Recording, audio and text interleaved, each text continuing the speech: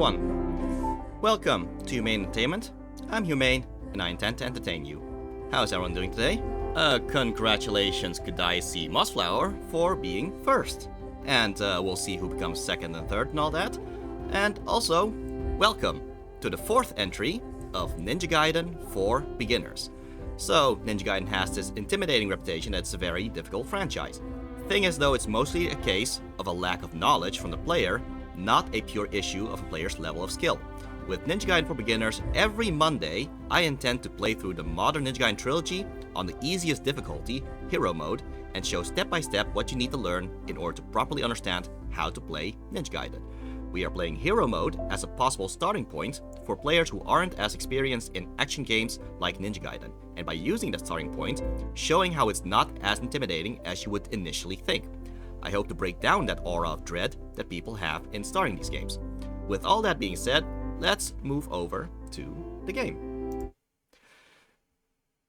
And again, because this is a guide first and foremost, please ask questions about the gameplay mechanics if something isn't clear. I want to answer anything that I didn't make clear. There's a lot of things which are just naturally ingrained into me after decades of playing these games, so I may have blind spots on stuff that isn't as intuitive to new players. As for today, we are going through chapters 10 to 12. In terms of plot, we are kinda heading into a filler arc now. See, Ryu's whole goal is to find Doku, one of the three greater fiends of the Vigor Empire. Rachel's goal is to find Alma, one of the other greater fiends of the Vigor Empire, who also happens to be her sister. Apparently no one is interested in the third greater fiend, so sucks for Marbus, but we'll meet him eventually. The point is that Ryu got to fight Alma, but it ended with Alma escaping. The Vigor military decided to intervene, and now Ryu and Rachel split up. If they hadn't split up, Ryu would have been able to witness Doku kidnapping Rachel. So yeah, had he stuck with Rachel, he would have been able to confront Doku and, further the plot. But no, time to deal with the Vigor military instead. In terms of gameplay, we do get something though. See, throughout the previous chapters, we've been saving up money to upgrade the wooden sword to level 7. We have enough money, and it's from this chapter on that we are capable of upgrading it to level 7. Let's say we do that today, shall we?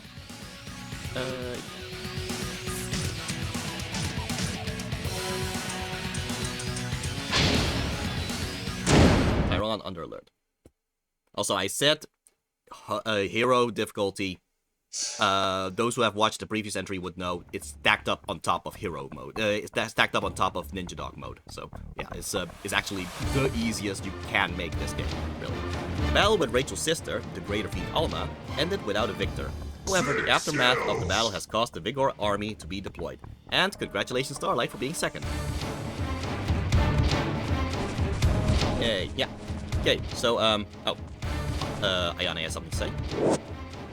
Tairon is now under alert. You are completely surrounded and the situation is grave, but you should be able to disrupt the military's organization by attacking the radio tower next to the military supply base. To reach the supply base, you must first cross the drawbridge. That is where your path should lead you. Okay, well, yeah, so that's a tip from Ayane there, to go towards the drawbridge, where how we got to Dwarku in the first place. That said, oh, Man of Spirit. Alright, sure.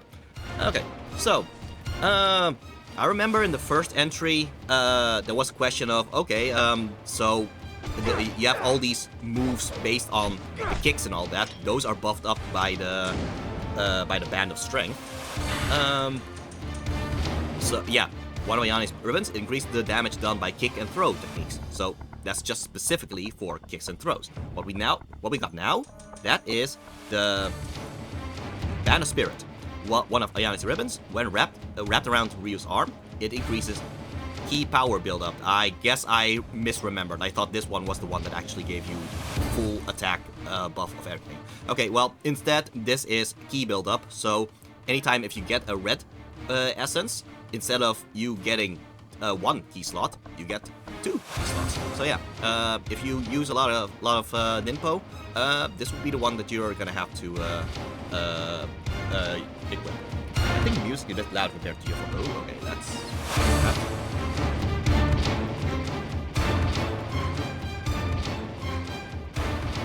I think this should be better then. Is this better compared to my voice?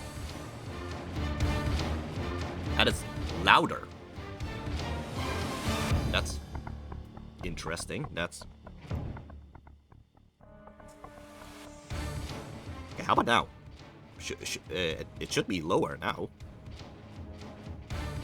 Or did you change your voice? Let's see. Gaming my... No, No, the audio is just the same. At least I think so. Talk a bit. Okay, well, well, might as well just, keep talking about this band. Yeah, this band. It is a red band, so, honestly, even though this is the... Yeah, sounds better. Okay, good. Thank you. Okay, good. Yeah, so, yeah, funnily enough, this red band, I guess I thought this was going to be the one that actually gives you more attack overall, because this is the band that I usually would wear just because I think it looks good. Like, I just like the red color. That's just me, though. Anyway. But yeah.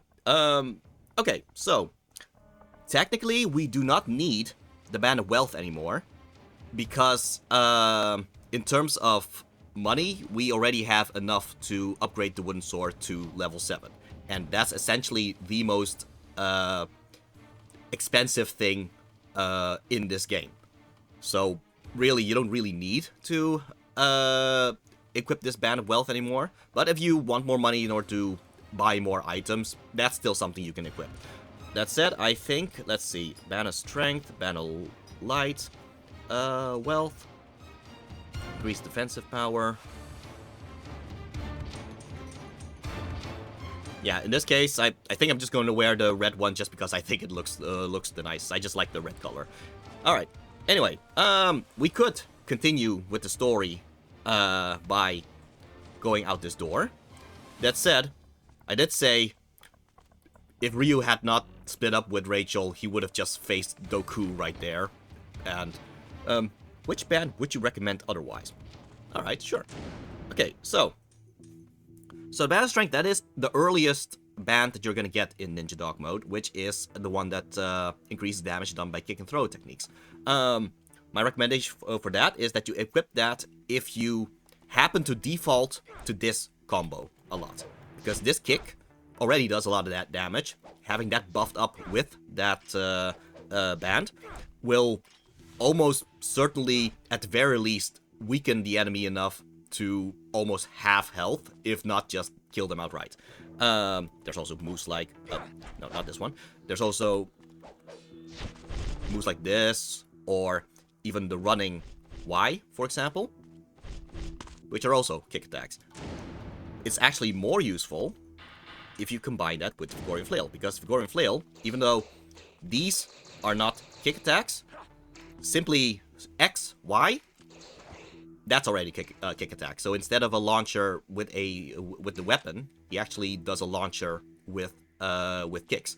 And you can even combine that with the Y in the air, which is also a kick. So that's multiple kicks after one another.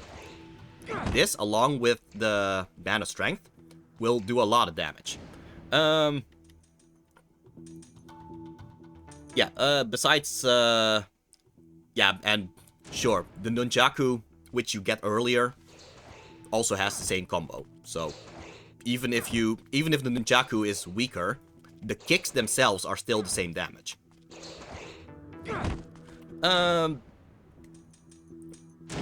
Funnily enough, the wooden sword, okay, if you use a dragon sword and you press forward and X, you do this. Which is actually pretty useful because it actually works as an alternative of the first slash. So, this combo, yeah, you can essentially do the same combo just with the forward X instead. There, it's actually the same combo, because the rolling slash is just an alternate version of this. So why would you want to use the rolling slash? Well, the rolling slash, it also counts as a roll. That means that the first few frames of it, you are invincible while you do it. That's not the case for this one. But yeah, but that's not actually relevant to the kick necessarily. I just wanted to show that the forward X is this for Dragon Sword.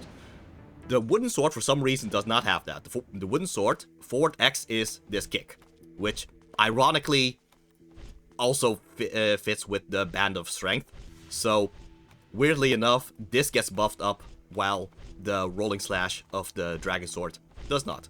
So yeah, that's a fun little difference between the Wooden Sword and the Dragon Sword.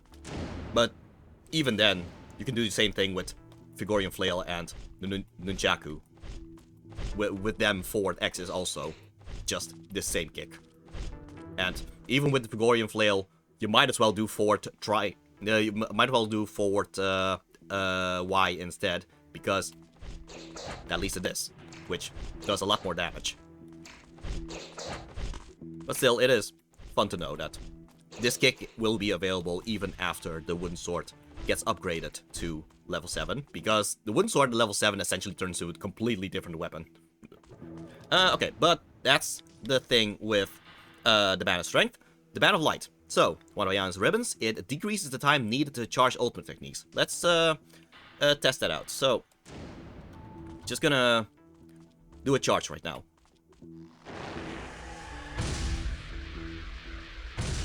So, that's how long it takes to charge an ultimate technique without any essence. Okay, so, and now, with the Band of Light, it decreases the time needed to charge ultimate techniques. Alright?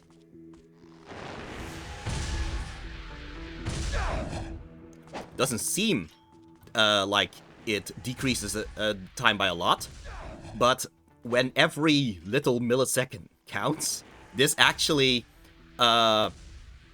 would actually help me in particular, if only because this speed of charging up the ultimate technique, that is how it is in Ninja Gaiden 2 and Ninja Gaiden 3 and Ninja Gaiden 4.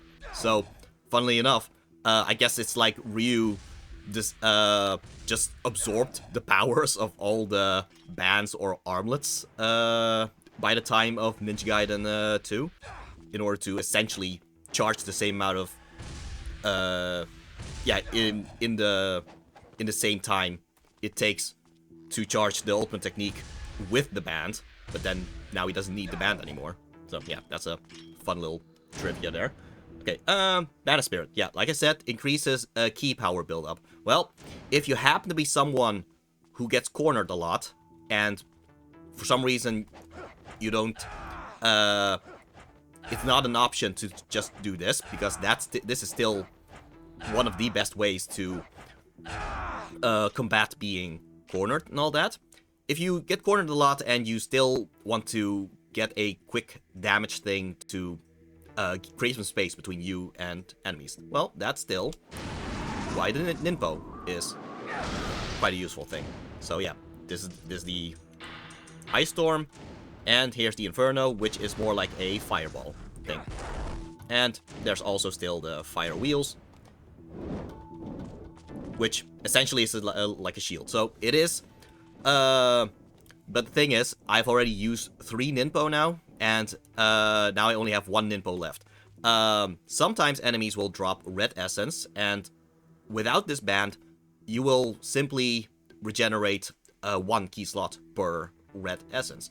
Now you get 2, so it's more chances to essentially use this as an emergency option, I guess. So yeah, that's the benefit of the Band of Spirit. And the Band of Wealth, yet again, that's the one I've been using for most of these entries, if only just to save up money to get the to get enough money to upgrade the Wooden Sword. And the Band of Protection, if you just have trouble blocking things and you get damaged a lot, this is always a good option to have. Like, it halves the damage, if I remember correctly. So yeah, and considering that we are playing Ninja Dog mode stacked on top of Hero mode, yeah, the damage decrease combined makes it so that you are very much allowed to just yeah, make a lot of mistakes, and it would be fine. Anyway, the reason I want to return here is because Rachel got kidnapped by Doku here, and then Doku left with Rachel. However, Doku disarmed Rachel, which means her weapon is here. Yeah, the Warhammer. So, the Warhammer is officially our first heavy weapon. As in, every single one of these weapons, they count as light weapons. Because they're weapons that are relatively quick. And most of these attacks are based around multi-hitters. The heavy weapons, usually they are big, strong, single attacks. And even if it is a combo, it is very slow. But just because it's slow doesn't mean it's useless, because, well, this means that almost... In fact, this attack, forward Y, as slow as it is, it actually is very effective at almost instant killing some enemies if you happen to hit them correctly with it. So yeah, in terms of heavy weapons, I actually do recommend to just practice doing forward and Y. Forward Y. Forward Y. Forward Y. Warhammer in particular also has a forward X attack, which is actually, like, very fast, considering.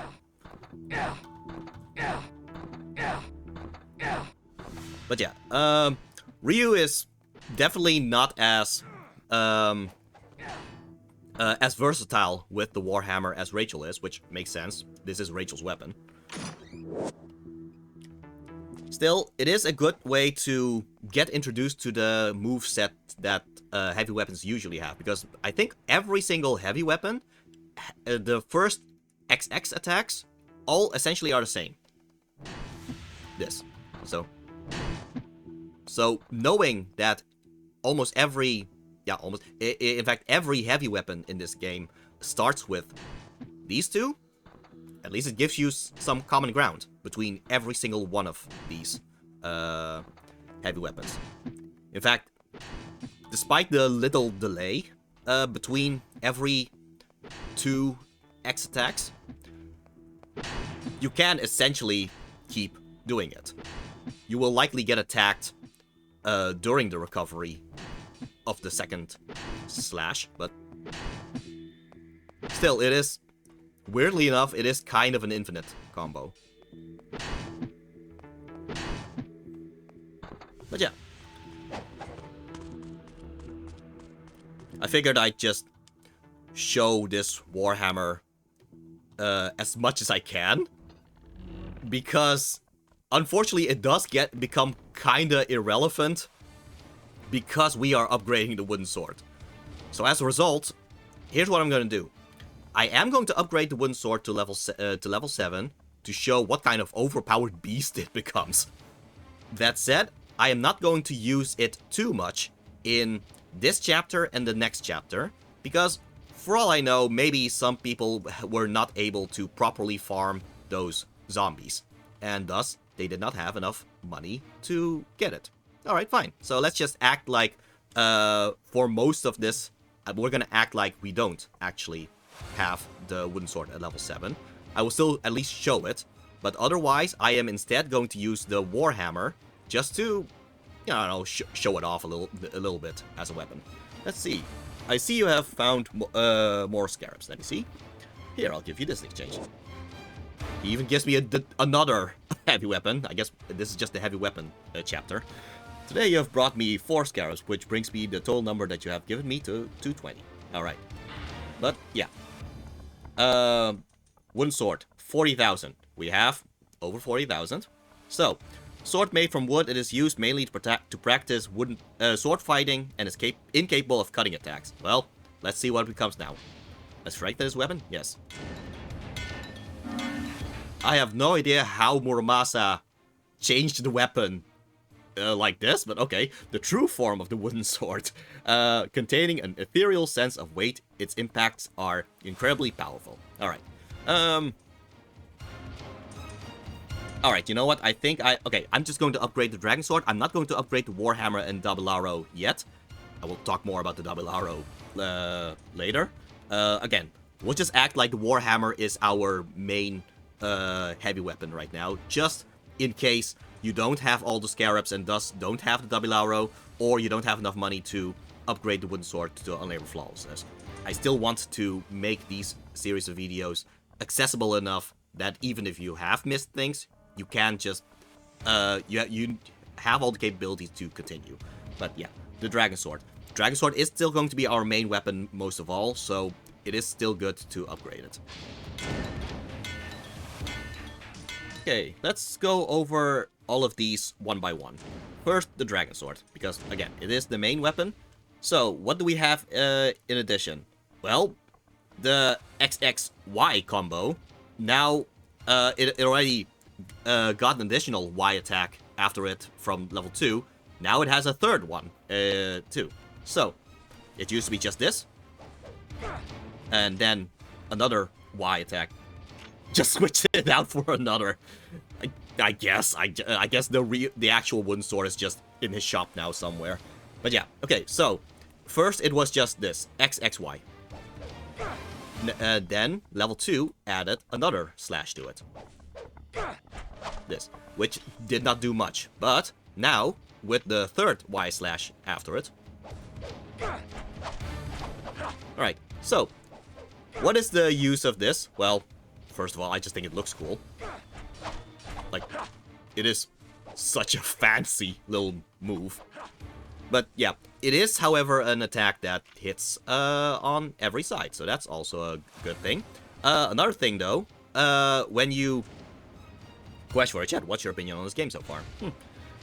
Alright, level 2 also added something, which is 360 motion and then Y. Which is, yeah, you just rotate the control stick and then Y. Which was this. This is the same animation that you get if you do a counterattack with Y.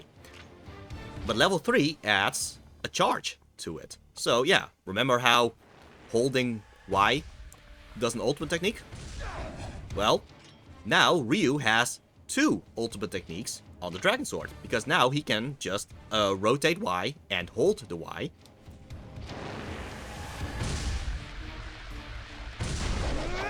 Yeah, and compared to the auto combo, this one is more similar to the ultimate technique that the dual katanas have. Ooh, cool, yeah. So yeah, as in, you just stay in place and just do a multi-hitter like this. And if you position it correctly, you can just hit multiple enemies at the same time with it. So yeah, granted, it does take some understanding of how to position yourself, but it's still pretty useful to have. And if you have trouble doing the 360 motion while on the ground, here's a little trick. You can just do the 360 motion while you're jumping. So while you're jumping, do the 360 motion and just press Y in the usual time when you would do an on landing charge. So as a result, you get there. And I guess the benefit of this charge attack is even if you are not fully charged as an ultimate technique, as let's just say that there is some essence to absorb in order to get level 2. Let's say there is no essence and you don't want to take the time to actually charge it fully. Well, that's the thing. With the normal one, this is strong enough as an attack, but usually it is a little bit of a waste, if only because, well, you could have charged it fully if circumstances worked in your favor, you know?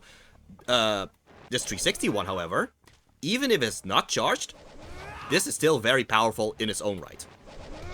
So yeah, you can charge it fully to level 2 and just add that tornado effect to it, which is cool and adds more damage. But this on its own already does a lot of damage. So yeah, this is one of the big reasons why it is good to upgrade the Dragon Sword to level 3. And yet again, the Dragon Sword is your main weapon most of all, so it is still good to focus on it. Alright, but yeah, Warhammer, I already showed some basics of it. I will show more of it when I have upgraded the Warhammer to level 2. Which, might as well point out, Warhammer only has level 1 and level 2. It's similar to the Vigorian Flail, which also has level 1 and level 2. But yeah, okay. the double arrow. I do feel a bit bad about the Warhammer, because really, the moment you have the double arrow, the Warhammer yet again becomes a little bit useless. Like, the Warhammer is definitely at its best when Rachel is using it, which, again, I get it. It is Rachel's weapon, but still, Ryu could have done a bit better with the Warhammer. But yeah, the double arrow definitely is the main heavy weapon if you do not have the Unlabor Flawlessness. But, okay, what is special about the double arrow compared to the Warhammer? Well, remember how I said that pressing X twice, that is the starting move of every heavy weapon? Well, the double arrow indeed does have that. There, that's the same move. What double arrow also has is an additional X attack after it. Like, 2 additional X attacks even. Like, for a heavy weapon, the double arrow is weirdly fast, actually. Like, you have to get past the first 2 slashes, but afterwards, he does some very fast slashes. And every upgrade that you're gonna give the double arrow, he adds another slash to it. So, yeah, after fully upgrading double arrow, Ryu just does some very freakily fast slashes with this giant sword. So, that's the special thing about the double arrow. Unfortunately, even that pales in comparison to the Unlabor Flawlessness, because the Unlabor Flawlessness does something that no other heavy weapon can do. It can, weirdly enough, do the Izuna drop. Like, it is ridiculous that he can do this with such a heavy thing. But yeah, this is the reason why... Well, not the reason. It's one of the big reasons why the Unlabor Flawlessness is just one of the best weapons ever, because it's like the one thing that every other heavy weapon cannot do. Every other heavy weapon, if you are using either X or Y in the air, you return back to the ground. Because it should be unreasonable to do aerial combos with a big thing like this, right? Well, there you go. That's the magic of the Unlabor Flawlessness, and I might as well just show it off against these new enemies. Muramasa split open the wood, insert the sword, and called it a day. Yes. Alright. So, the annoying thing about these guys is that they don't just guard your attacks. They actually intercept your attack. As in, they will block in such a way that you will be stunned as a result. Let's see if they will do it. Oh, or they do that. Let's see. Come on. There. So, it is almost like a 50-50 chance if they actually do that. However, only the ones with the machine guns can do that. And even then, they cannot do that to everything. Wall attacks will bypass that entirely. So that is still an option against those guys. The guys with the bazooka, however, cannot do that intercept thing. So you are free to essentially do the Izuna drop against them. Like this.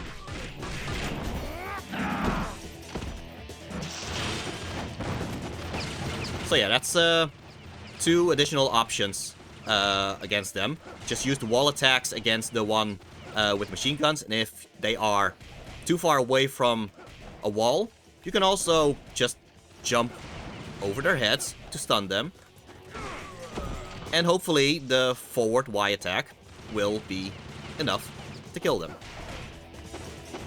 Like this.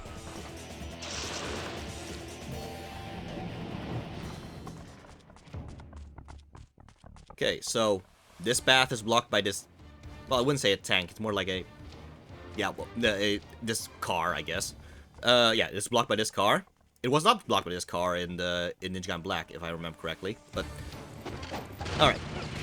So... The Unlabor Flawlessness is strong, sure. But... Is that it? Well... The thing is... If you are at low health... Something happens to this weapon. So I'm going to purposely allow them to just lower my health.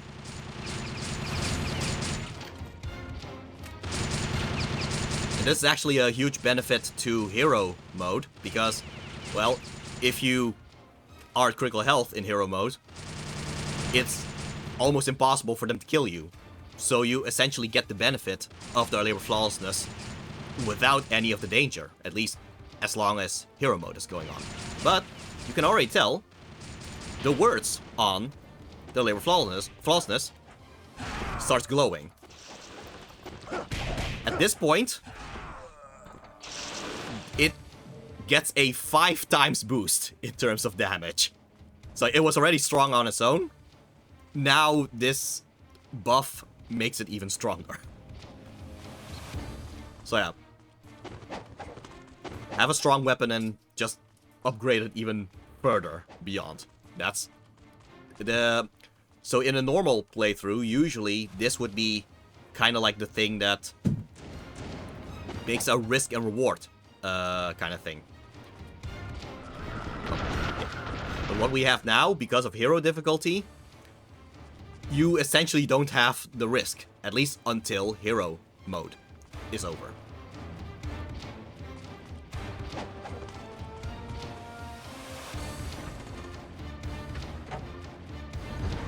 And also, just as a reminder, while hero mode is going on, you do still have infinite ninpo. But okay, hero mode is over.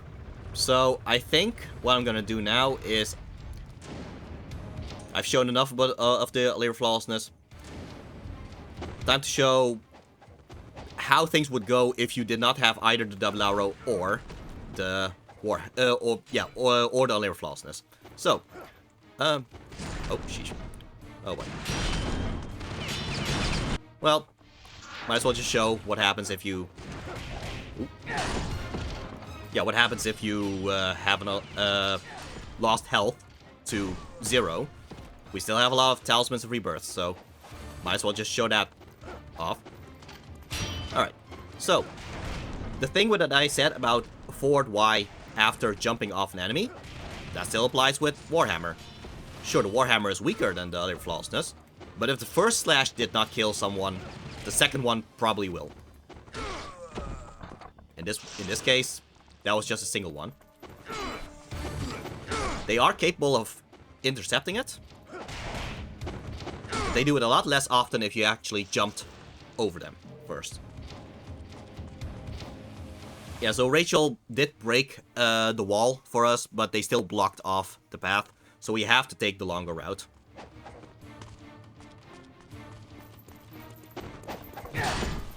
So the trick that I showed with Rachel, where the 360 Y attack, that makes the enemy stick to it, that still applies, but Ryu cannot do that at level 1. You have to upgrade to level 2 in order to do that little trick. Yeah, anytime this helicopter arrives, as long as you're not in the middle of the road, they will miss you with the missiles.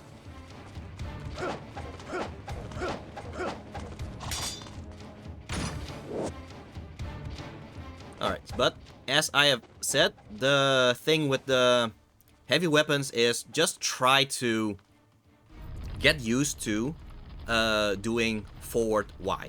That's still probably the most efficient move of any heavy weapon, which includes the labor flawlessness, really, because as much fun as it is to do the Izuna drop with the labor flawlessness, the forward Y attack is still such an efficient move. Let's see. Okay, if you want to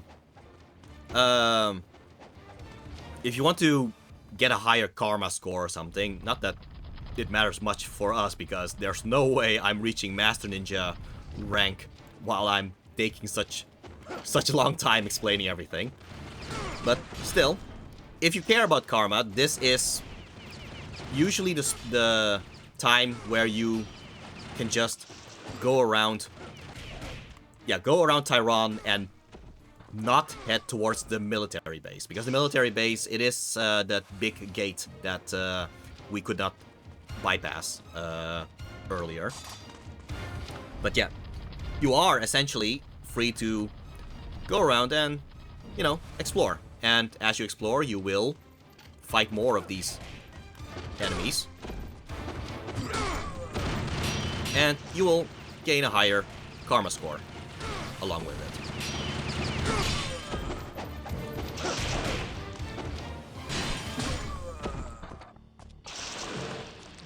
Alright. When Rachel was here, before she fought Gamoth, this path was blocked off by some barbed wire because apparently that would stop Rachel. But yeah, that means that she did not have the did not have the capability to actually break this wall. So this is why heavy weapons are helpful, because yeah, Rachel could break this because she was wielding a heavy weapon. Now Ryu has some heavy weapons as well. That said, even if you don't have any heavy weapons, if you still had an incendiary shuriken, you could just use an incendiary shuriken to break this as well. But still, I guess in the honor of Rachel, we'll just break this with a warhammer. Alright. It's just some healing items here. Yeah. And if we all run over here, what do we get here? Life the Gods. Alright. Won't say no to that. Okay, after all that with the Ford Y though, yeah. Again, practice it.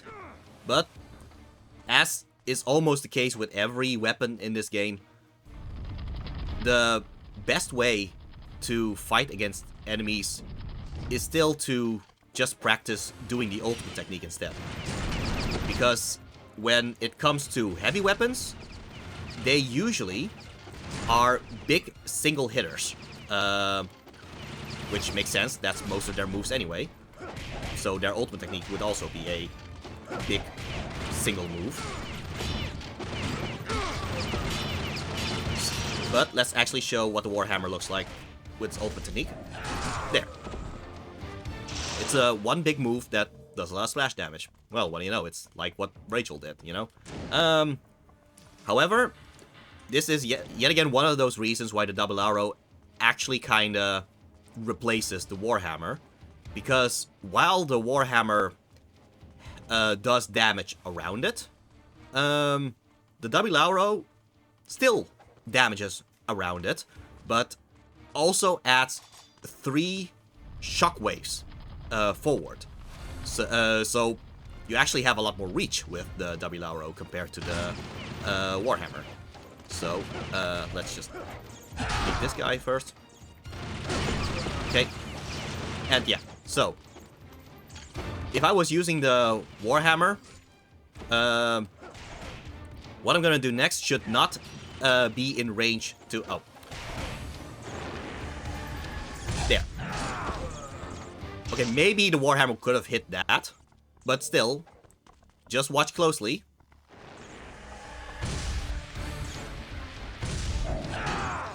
There's like this additional 3 lines that the double arrow adds, which gives you so much more range, and it's actually going to be very important to the next part where we are capable of farming for money if you need to. So yeah, so if for some reason you did not get enough money to upgrade the Unlayer Flawlessness by the time of chapter 9, we will reach a chapter that makes it even easier to farm to get the Unlayer Flawlessness.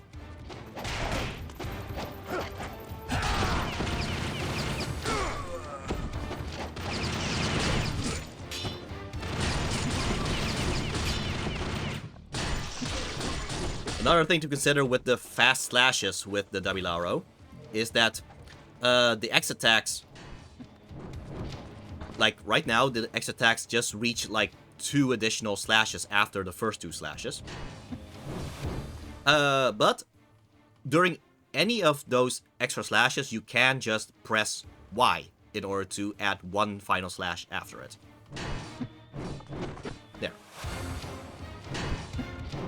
It's like the finisher slash of it.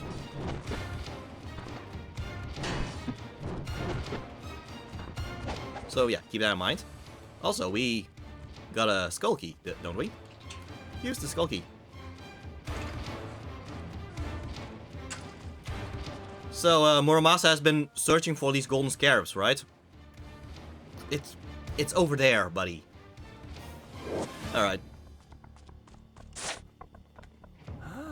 I see you found more scarabs. Let me see. Today you have brought me 1 scarab, which brings the total number that you have given me to 21. Alright, so having properly shown the Dabilaro and Warhammer at level 1, we might as well just properly upgrade them. So Warhammer is now level 2, which is the max level.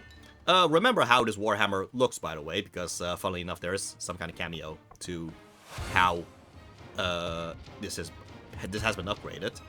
It now has 2 spikes and all that. The Dabilaro. Alright, so Muramasa is going to upgrade the Dabilaro, this giant sword. How is he going to upgrade this giant sword? Muramasa, you just put a giant hole in it. That's how you upgrade the W. Okay. Well, somehow it actually does help because now Ryu can do an additional slash to it. Wait, no. No, he doesn't. Okay, what did he get? What addition did he get from the... Now I'm confused. Hold on. Oh. Okay, the 360 slash. Okay. Okay, I guess he can do this now. I really thought it was like an additional slash per level, but I guess it really is the level 3 that really properly levels up the Dabilaro. But yeah, Muramasa just added a giant hole to this giant sword. Alright then. Okay. In this case, the Warhammer is actually the better upgrade. Because at first you simply had a single Y attack. This. Which is kind of similar to the Ford Y attack, but the Ford Y attack is probably still the better choice. But at least now, if you simply press Y twice, at least, yeah, I think collectively this might do more damage than the Ford triangle, Ford Y attack. So yeah, something to consider. It is a little bit slow, but it might still be useful to use instead of the Ford Y attack. The other thing is what I just said. Yeah, it also gets the 360 move Y attack, but even though it has less range, it does have the same thing that Rachel had, where the enemy will kind of stick to the Warhammer. So there's that. Alright, let's see. Since we do have the money, let's see if we can buy some things. Yeah, sure, let's have a full inventory of the Insanity Shuriken. Again, the Insanity Shuriken is pretty cheap, so you might as well just buy it if you want. Right, back in Ninja Gaiden Black, or the original Xbox Ninja Gaiden, you actually had to get up here in order to further the plot. In Ninja Gaiden Sigma, which is what we're playing now, you don't necessarily have to enter this place with the Skull Key. It's just a little extra thing. Because back in Ninja Gaiden Black and the Xbox Ninja Gaiden, this is where you would get a certain upgrade. Looks like it was meant to hold a bow. Perhaps someone removed it. In this case, someone has already removed it, I guess. The surveillance tower is visible from here, but its window is blocked by an armored shutter. It used to be the case that in Ninja Gaiden, the Xbox Ninja Gaiden and Ninja Gaiden Black, that this is where you would get an upgrade in order to bypass the security. But Ninja Gaiden Sigma tried to remove lots of these puzzles, unfortunately. So instead, this is just a little extra that, I don't know, is supposed to... yeah, it's supposed to foreshadow the upgrade, I guess. in a lot of ways, I still prefer the Ninja Gaiden Black, but what can you do? Alright, I see you found more scarabs. Let me see. Yeah, brought me once, so got 22. Yeah, if you have trouble with this little platforming thing, just know that as long as you are wall running upwards, there is no variable in how he wall runs upwards. It's just a straight line moving up. So even if the camera might not be cooperating with you, just know that you are essentially wall running in a very specific path anyway. So it's more so a case of timing than a case of proper orientation. Just try to jump as straight towards the wall as you can, and you will get up here. And if you want to reach that spot in order to get the golden scarab, well, this is where you, instead of wall running straight at the wall, you instead want to do a diagonal. You want to hit the wall at an angle in order to do the horizontal wall run, and thus you reach this spot.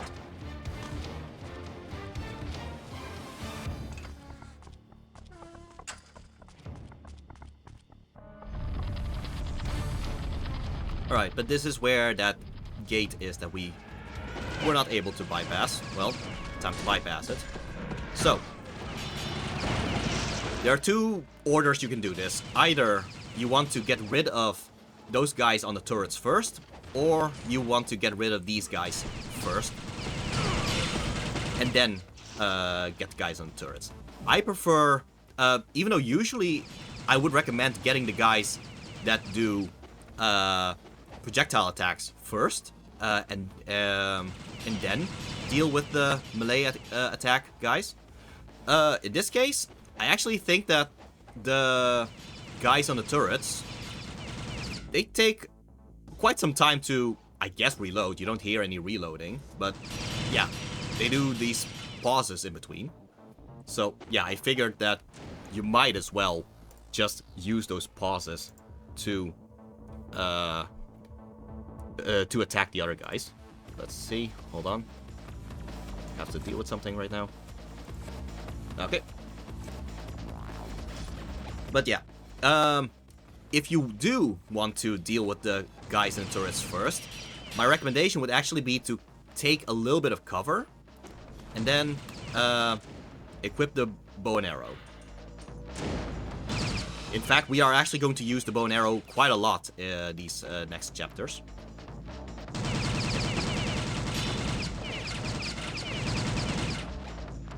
Oh. Okay. So yeah, that's one. So yeah, just kind of take cover, roll, and try to attack, and then get back in cover. So that's, generally speaking, that's the best way to deal with these guys.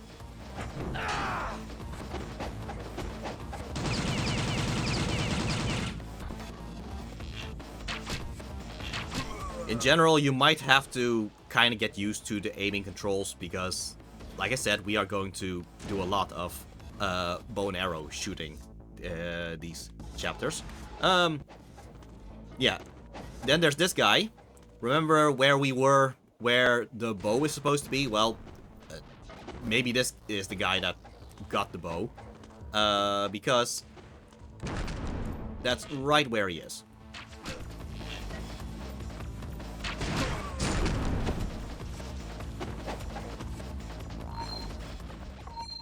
I don't know how he dropped it all the way over here, but well, here's a strongbow. Okay, what's the use of the strongbow compared to the regular bow? The regular bow, if you shoot an arrow, gravity actually affects it, as in the arrow actually starts falling downwards a little bit as the further it goes. The strongbow, yeah, I guess with a strongbow, the gravity no longer exists, I guess, for the arrows.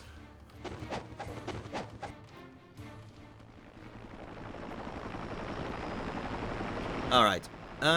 Here's also another change between Ninja Gaiden Black to Ninja Gaiden Sigma. Ninja Gaiden Black, you would have just faced the helicopter now, but we now have an additional attack, additional boss battle against this guy, whom we have faced before. Well, you almost have to do the same thing against him. So yeah, just the running X attack.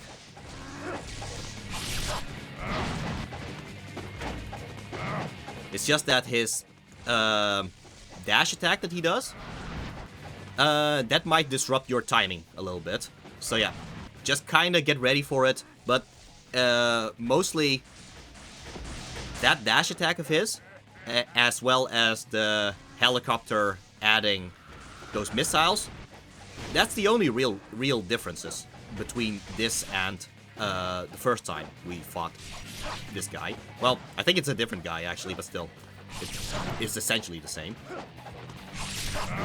And if you are in hero difficulty, you can just keep doing this, and Ryu will dodge automatically for you. I'm still kind of dodging it on my own, but still.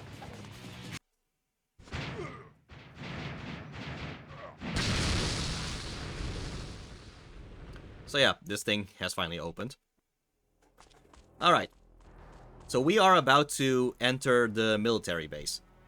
Remember back during the airship when I said that anything that you miss in the airship, you will miss them forever because you will never return back to the airship. And I also said there is a different chapter that is similar. That is the military base, which I do think is a little bit unnecessary because what they're going to do is that when we are finished with the military base, this gate somehow just returns, and you are never able to open it ever again. I think they might as well just have kept it open, really, and just in case you missed some important items, so you can just get back in the military base. But either way, that's not the case. What is the case right now is if you miss anything in this military base, you will miss them forever. So I recommend paying attention on where I get all these collectible items.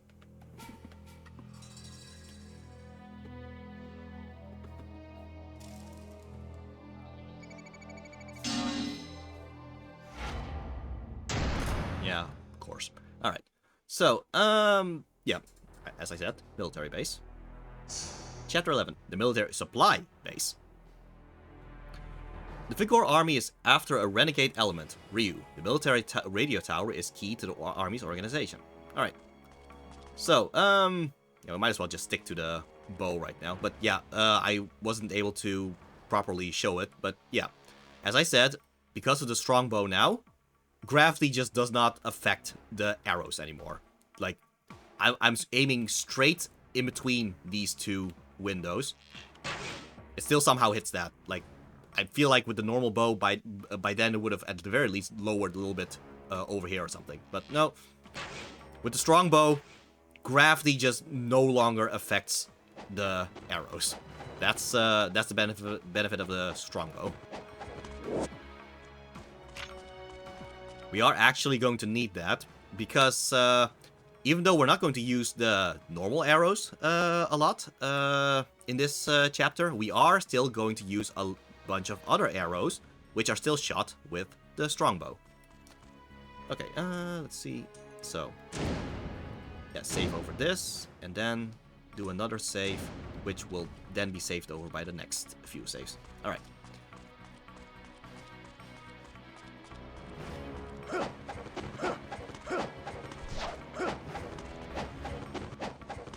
Also, yeah, as a little reminder, this is still pretty much the best way to just move around in this game, which is to roll, jump, roll, jump, roll, jump. And yet again, rolling can be done either by blocking and then tapping a direction, or by running and then tapping the block button. Either order will still end up with a roll. So if you just jump and as you land you end up in a running state, you can just press block again and you will roll. So yeah.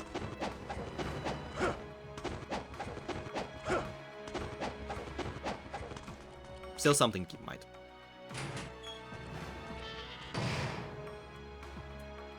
Also, something to keep in mind is that, well, remember that the bow, you don't have to aim it all the time. You can also just fire it while in the air. It is weaker than if you actually properly aim it. Still pretty useful in its own right.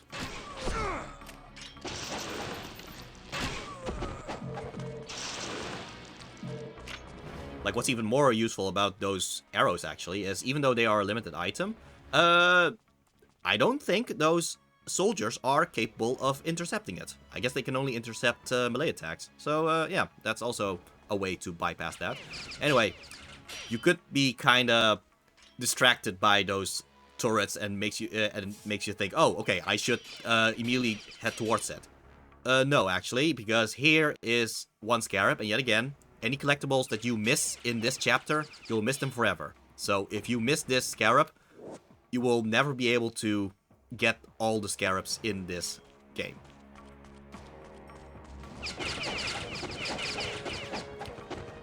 Okay, so we could use the regular arrows against these guys. However, remember when we found those boxes where we could get normal arrows? Well, this is a similar kind of box, but this is a little bit darker, in fact. So what do we get from this? Explosive arrows. Yeah, okay, I think I prefer to use that compared to the normal arrows. So yeah, arrows with explosive tips. Very destructive. Very destructive indeed. No, come on. There we go. Like, you don't even have to use that against enemies with turrets. You could also just kind of use that on regular enemies as well.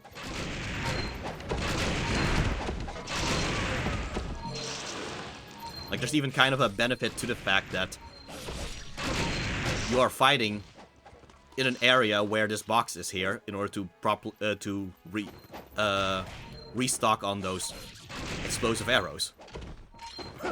It's almost like these guys are made for you to practice with these explosive arrows.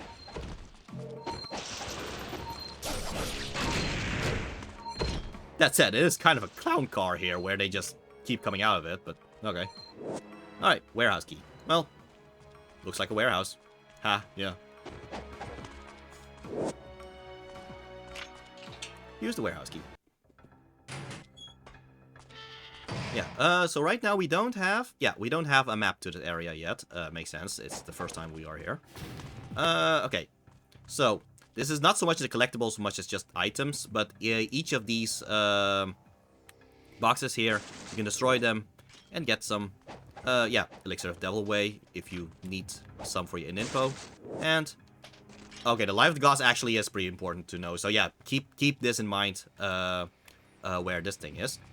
So, we are going to do some platforming, so we are actually going to have to activate some things in order to do some platforming.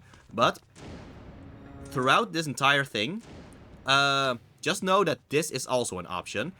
Pretty sure that the game did not intend for you to do this, but still, yeah, a wall run usually would not be enough to, or maybe it is.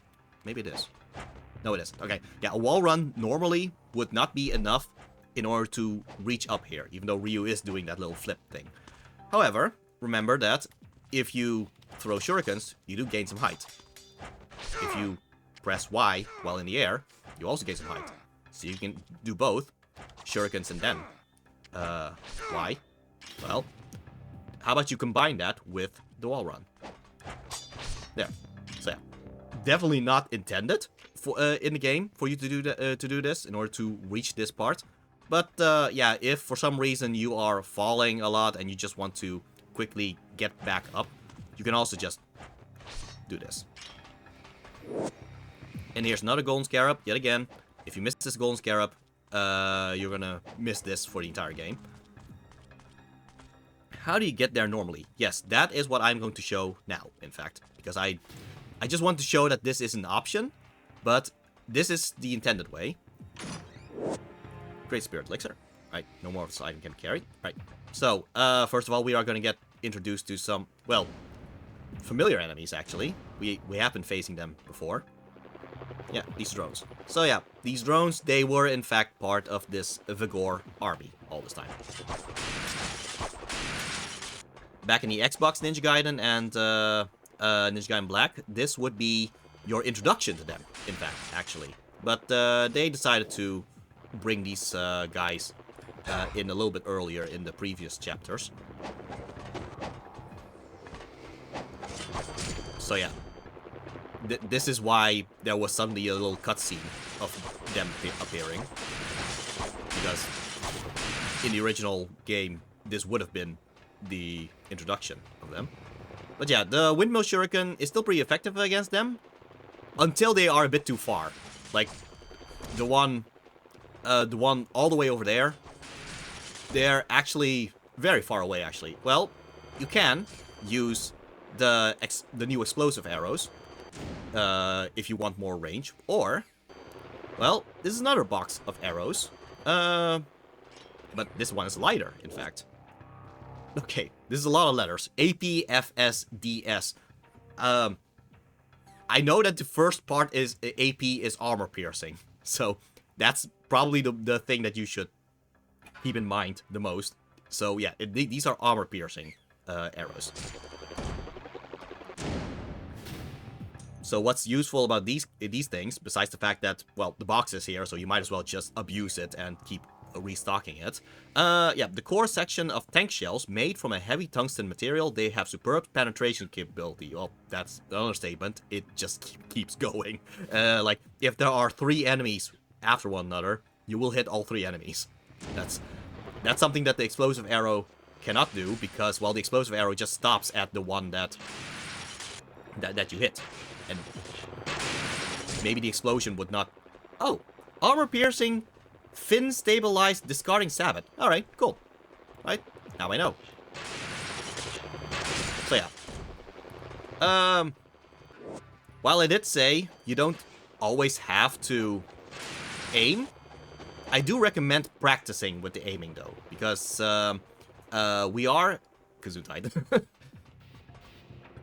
Yeah, I do recommend practicing with the aiming though, because the bosses of this chapter do necessitate a little bit of aiming. So you can beat them without aiming if you want, at least in hero difficulty. I do recommend at the very least practicing a little bit with the aiming.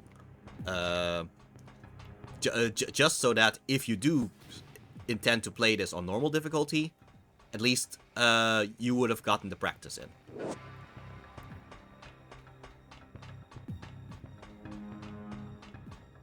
Alright, so this will activate these things. So it's through this that we can platform our way over those cars.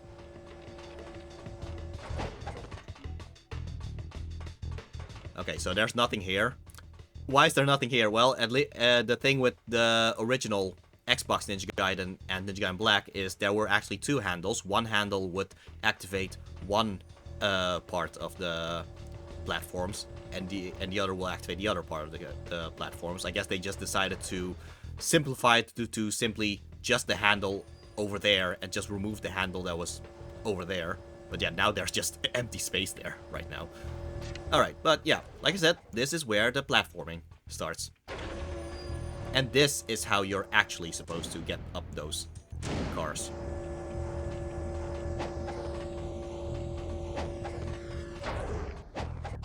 There. So yeah, this is how you would normally get up here. But again, if you happen to fall a lot and you are starting to lose patience, well, this trick is still available. Even so, you actually do have to reach the... you do have to activate these things, because even with the trick of the Shuriken and aerial Y attack, you would not be able to reach that part. So yeah, we do need this platform. At least, in theory, speedrunners have, in fact, figured out a way to do another shortcut, but it's actually kind of difficult to do. Like, I'm gonna do 3 tries of it. if it doesn't work, well, then it doesn't work. But yeah, there's a very specific timing to it. You can just keep running here. Yeah, like, that's the idea. So that's my first try of it. Oh, okay. Okay, well, I'll count it as a second try. I'm not gonna keep trying. I just want to show that it is possible to do this without activating... Yeah, no, okay, so I failed 3 times. Oh well. Yeah, but it is possible, with proper timing, to get up there using that trick. But it's just a speedrun strat, and... Okay, this is still the best part to do that trick. Yeah, it's still a speedrun strat. Most of the time you can just do the intended route instead. Sheesh. There we go. And again, you don't have a double jump, but you can always just use the shurikens to gain some extra air and essentially use it as a double jump. Like this. Oh, okay. Alright. I think if I just do it like here. There we go. Okay. Alright, let's just be patient and just wait for the platform.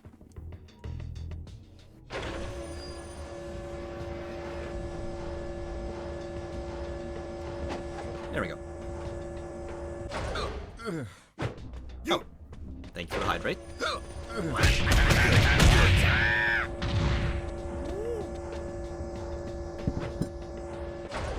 Alright. Great Spirit Elixir. I know for a fact we are never going to return here anyway, so we might as well, even though it's just a little bit of health, you might as well just heal and grab this Great Spirit Elixir. There is a quality of life improvement in from Ninja Gaiden 2 on, in fact, where if you do find a chest which has a certain healing item, but you already are filled up with the in your inventory with it, instead you will get essence equal to the amount of equal to the selling price of that healing item. All right. This is going to be the last scarab. No. The second to last scarab that is in the military base. And this is actually pretty easy to miss. Yeah. Like, you could have immediately just went into this door and just completely missed that up here is another golden scarab. And yet again, miss any scarabs here, you will never get all scarabs in this game. Shutter control card key. And the map of the military supply base. Okay, well, yeah.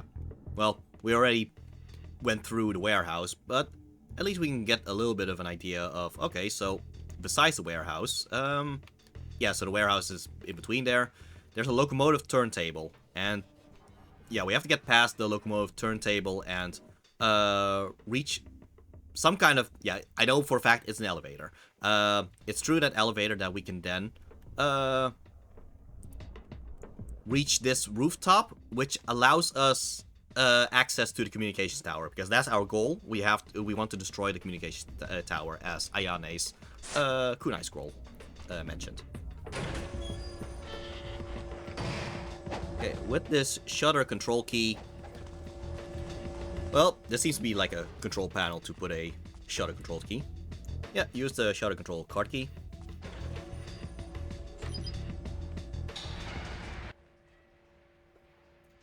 So here's the locomotive turntable.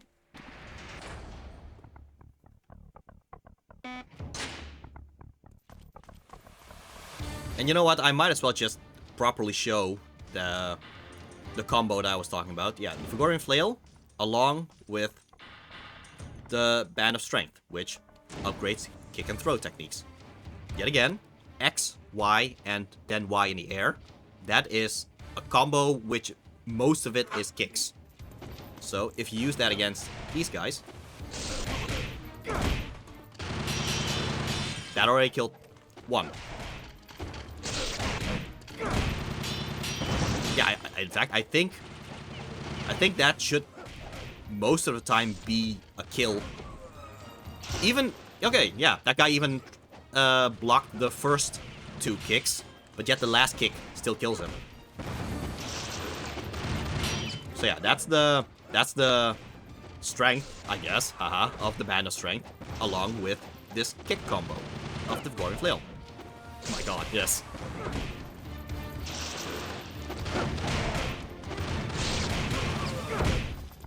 Like at this point, the first slash of the Vigorian Flail, it's almost like a courtesy, if anything.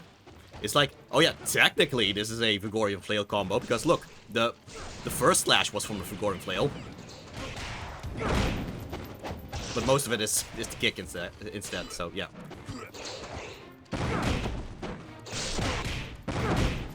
So yeah, that's a recommendation in terms of the Band of Strength.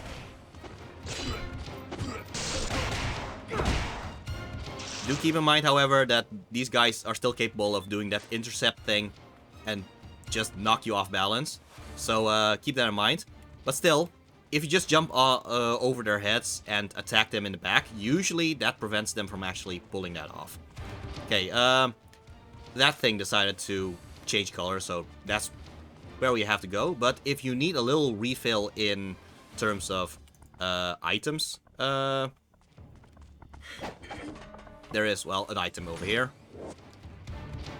And there's also a Muramasa statue here, which makes me wonder, Muramasa, why do you have a statue in this military base? I wonder. Alright, here, I'll give you this in exchange. Armlet of Celerity. Alright, so, if we were not playing on Ninja Dog difficulty, and we instead played on normal difficulty, because, as a reminder, all these bands that Ayane is giving us, she only gives that in Ninja Dog mode. But yeah, we had this Band of Light, which decreases the time needed to charge ultimate techniques. You would not have this on normal difficulty.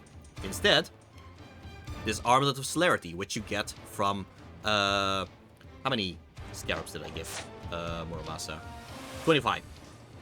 On the 25th scarab, Muramasa will give you this Armlet of Celerity, which, yet again, decreases the time needed to charge ultimate techniques.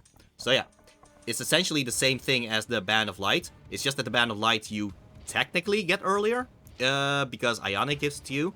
And I guess you don't need to collect scarabs in order to get this Armlet of Celerity. So that might be a benefit for people who happen to have missed the scarabs. Okay, yeah, so this one. Okay, we are gonna face the first boss of this chapter. So, you're going to have to get used to switching between the explosive arrows and the armor piercing. The armor piercing, fin stabilized, discarding sabot course.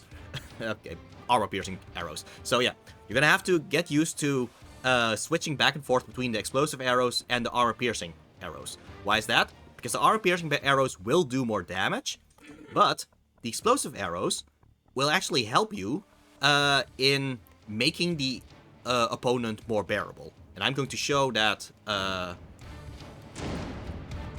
I head into this battle. Let's see. Yeah, I'm just gonna stick to the Dragon Sword here. Alright. Oh. I think Ayane is literally going to... Yeah, the Vigorian forces are deploying weaponry that you have not yet encountered. Your sword alone may not be enough to penetrate their armor. Yeah, so that's her hint there, that maybe we should get used to the arrows instead of the dragon sword. Oh, and she gives us some rice balls. That's nice of her. Or just a rice ball, still. Alright, so. I think something I do want to keep in... help people keep in mind is this thing here. Yeah, if you look at the map, okay, so if we go past the overpass, somewhere down the line we will reach the control room. So yeah, this control room seems to be connected to this turntable, so keep that in mind. Alright, But as I said, the boss. Yeah, you can already see it right there. Alright. You see 3 people entering this tank. That is usually how you would do in a tank. Usually there would be one person driving the tank, another person on a turret, and another secondary driver, I guess. So, remember the whole rolling and jumping. That's still the best way to essentially dodge all the attacks, but how are you going to face this thing? Well, let's just say you are not good at aiming. Well, jumping and firing is still an option. It doesn't do as much damage as aiming, but still, it is an option. But yeah, why am I using the explosive arrows? Well, notice how the guy on the turret, he ducked into the tank after an explosion. Okay, when the explosion is close enough. There. Okay, that would be the time where you'd want to switch over to the armor-piercing one to do more damage. There. This does more damage than explosive arrow. But you will do even more damage if you actually aim at it. So this is why it might be important to get used to properly aiming, because you will kill them faster that way. But we get a second tank here. So yeah. And in terms of ammo, well, they are nice enough to give you these boxes to refill. So yeah, yet again, explosive arrow first to get rid of the guy on the turret. To get rid of the guy on the turret. Well, okay, that got rid of the guy on the turret. I guess he just cowered from the arrow itself. Alright, but yeah, then, yeah, smarter thing to do is to first dodge the cannon fire first, and then start shooting. You do waste a little bit of time of that guy, of the turret guy being gone. Oh, sheesh. Don't get too close, otherwise that happens.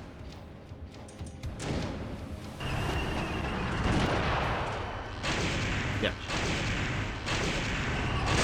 Alright, there you go.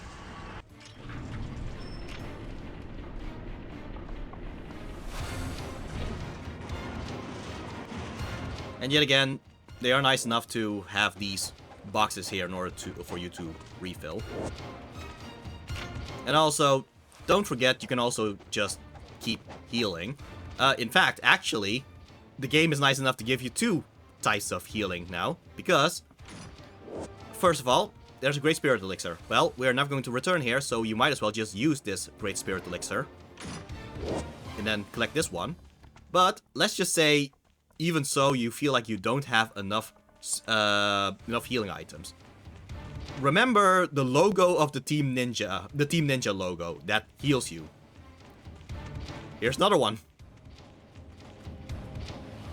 which will fully heal you as well as refill all of your Ninpo. You in fact get an achievement for finding each of these logos. So I think there are 3 of them. Yeah, if I remember correctly, there are 3 of them. So this is the second one. The other one was in Tairon. Yeah, in a later entry, we will see the 3rd one. And that will give you an achievement. But yeah, if the Great Spirit Elixir was not enough, you can always just heal yourself with that logo. Alright, for the next... Okay. So we are gonna head towards another boss. It's a very typical boss at this point. Like, I still wonder why this is a thing with this franchise and Shinobi. But okay, first of all, let's get rid of these guys. They are far enough that you kind of have enough time to just aim with the explosive arrows. I do, however, recommend to switch over to the armor-piercing arrows in order to face this guy. Of course, Ryu has to fight against a helicopter.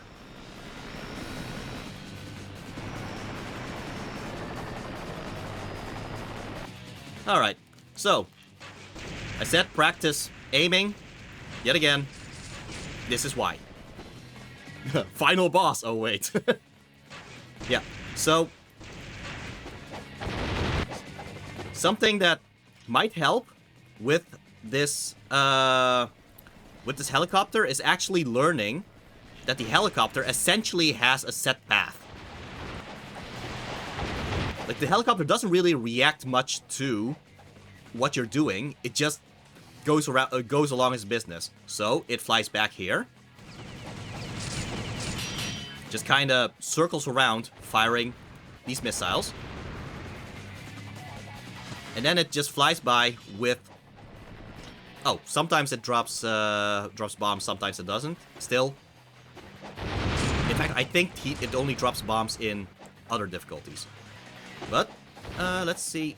Yeah, yet again, the whole rolling and jumping, that's still essentially the best way to move. And then it moves back down here, giving you time to shoot it with the arrow again.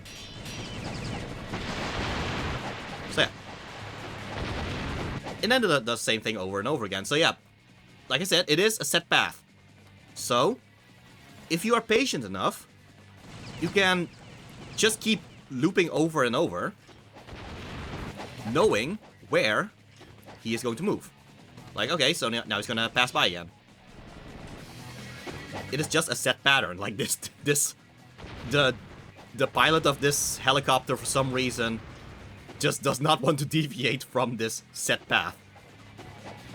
With that in mind, if you are going to aim at this helicopter, try to aim at where it is going to arrive rather than where it is.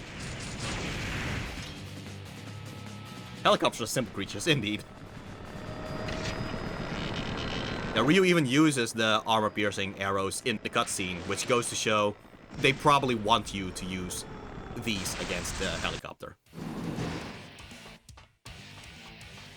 But yeah, I'm sure this is the last time Ryu will face a helicopter in this entire franchise. And yet again, they do give you a refill of these arrows. Okay, we are supposed to head up there. In fact, we might as well, just to grab this. This is the last scarab in this chapter. So, yeah. In the airship, there are 3 scarabs. In the military base, there are 4 scarabs. Try to remember that in the airship, if you remember, oh, I don't have 3 scarabs yet, do not head towards the boss. So you can look around at where you might have missed a scarab. Same thing with this military base. Try to remember there are 4 scarabs. If you think, okay, I think there aren't, I only have 3 scarabs, look a bit further, I guess. Alright, I know I'm not gonna be here anymore, so. Okay, and also another statue of Muramasa. How many scarabs? Yes, well, 1 scarab, but still. Okay, oh yeah, we can in fact upgrade the Tabilaro to level 3 now, but if we have the money. But in the next chapter, we are probably gonna get enough money to fully upgrade the Tabilaro. In fact, if you have not upgraded the Allure of Flawlessness yet, the next chapter will probably help you with that. Okay, so, okay, what I'm gonna do is, I am actually going to backtrack a little bit just to save, just so I can show 2 methods of getting past this next encounter. So, first I'm just going to equip the explosive arrows already. Okay, so. This is, yeah, what I'm gonna do now is essentially the intended way, I think. So. Our mission is to destroy the radio tower. The radio tower, in fact, you kind of get a sneak peek of it. Yeah, there's the radio tower. It has a bunch of satellites. There's, I think, 9 satellites for you to destroy. So, like, one here, one here, one here, one here, here. Like, it's a sequence of satellites. So, what is stopping you from just shooting them the moment you are past this door? Well, there are also a bunch of enemies that are going to attack you. So, yeah, they are trying to divert your attention away from the control tower. The intended way to get past this is to fight against those soldiers first. Yeah, 9, as I said. Yeah, 9 satellites. Those 9 satellites are what you have to destroy. But yeah, as I said, these guys, they are essentially going to bother you the entire time. And yet another reminder, you can just jump on their heads and thus mostly prevent their intercept ability. And also, the arrow is still an option. If you are afraid of running out of arrows, well, here's a box of those explosive arrows. This is why I was equipping the explosive arrows rather than the armor-piercing ones, because there's no armor-piercing box here. Okay, what's stopping us from... yeah. What was stopping us from simply destroying the control tower now? Well, now there are people with bazookas firing at us.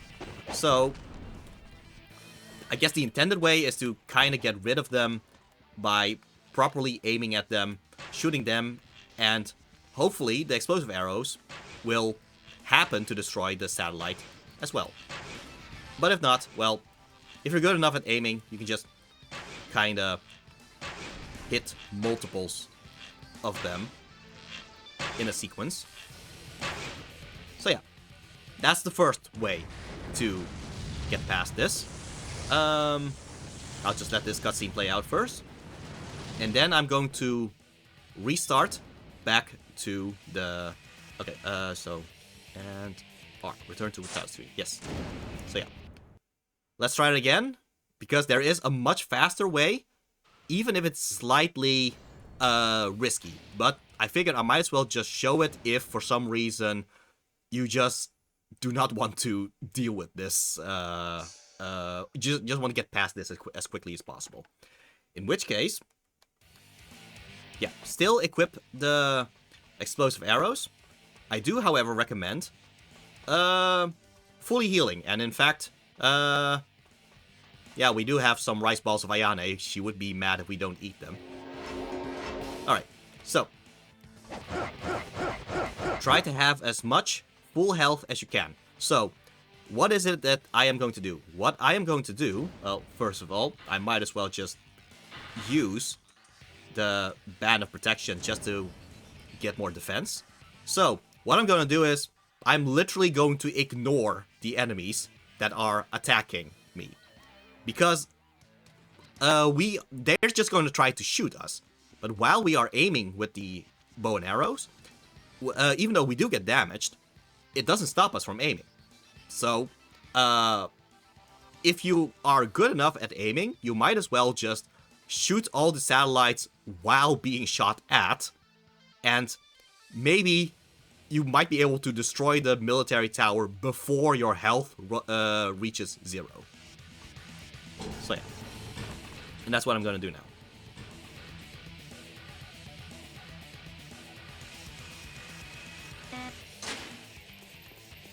Alright. Yeah, getting shot at, but just gonna ignore that. There.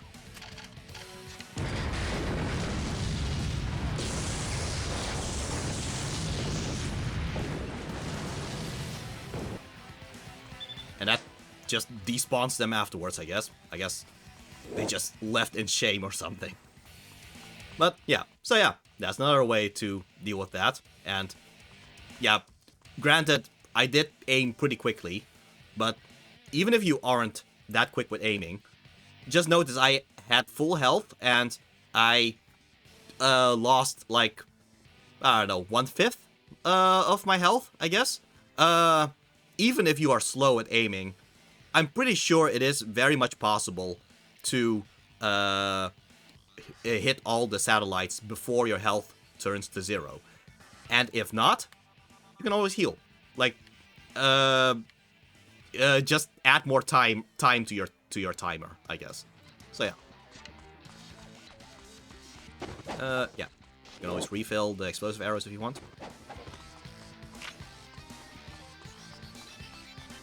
Oh.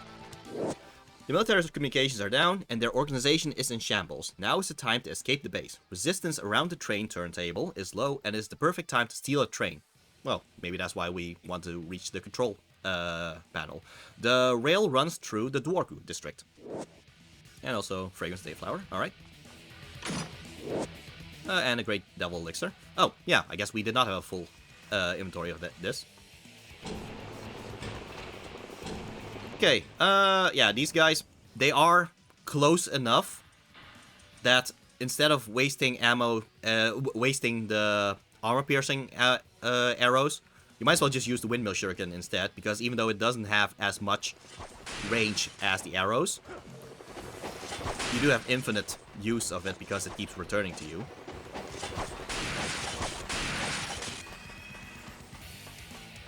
Okay,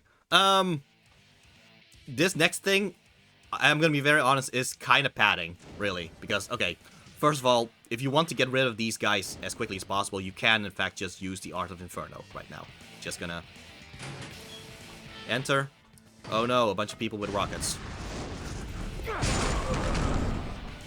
Yeah, this is a small enough area that one Art of Inferno will probably kill all of them. So yeah, that's one way to very quickly get rid of them. You even get a chest with Elixir's Devil Way, so yeah, you might as well just use one. And now you have a full amount of Ninpo again. Okay, so why is this padding? Well, we just beat those guys and got nothing from them, right? Well, okay, we'll just continue right now.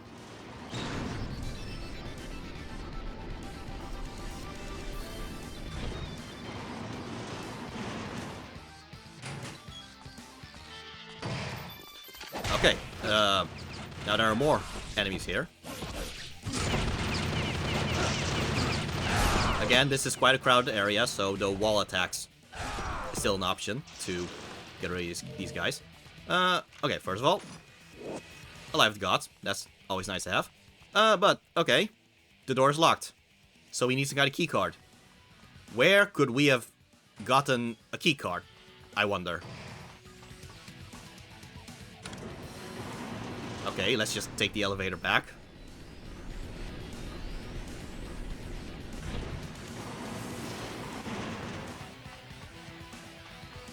Okay, we'll just return here. The blood is still there from the previous guys. Oh, there are more guys. Let's do the same thing here. Oh, suddenly they drop this control key, room key. Like, they might as well not have the room be locked at this point. Like, this... I think this is like the most blatant padding in this game, I'm gonna be very honest.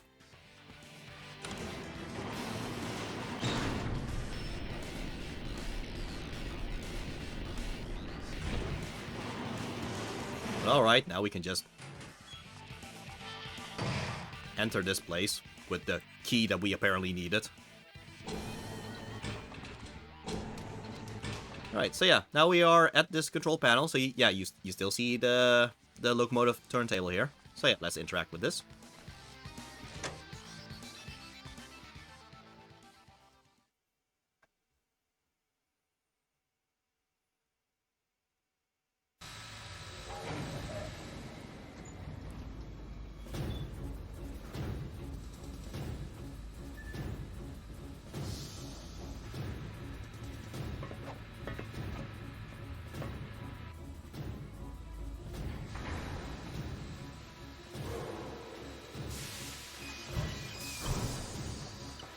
You know, fun fact about the music of this cutscene, this music has kind of like the like the time limit music. Like, I wouldn't say it's as anxiety-inducing as the Sonic the Hedgehog drowning music, but in a way, they do kind of use this music as the thing of, oh, you're on a timer now.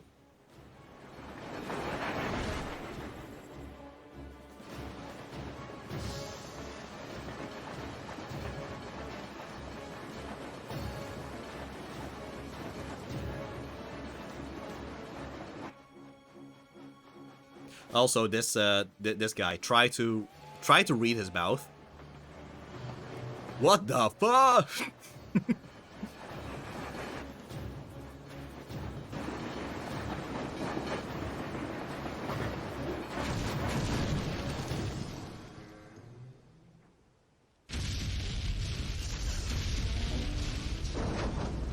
So yeah, that's number 3 on the scale of how did Ryu survive this?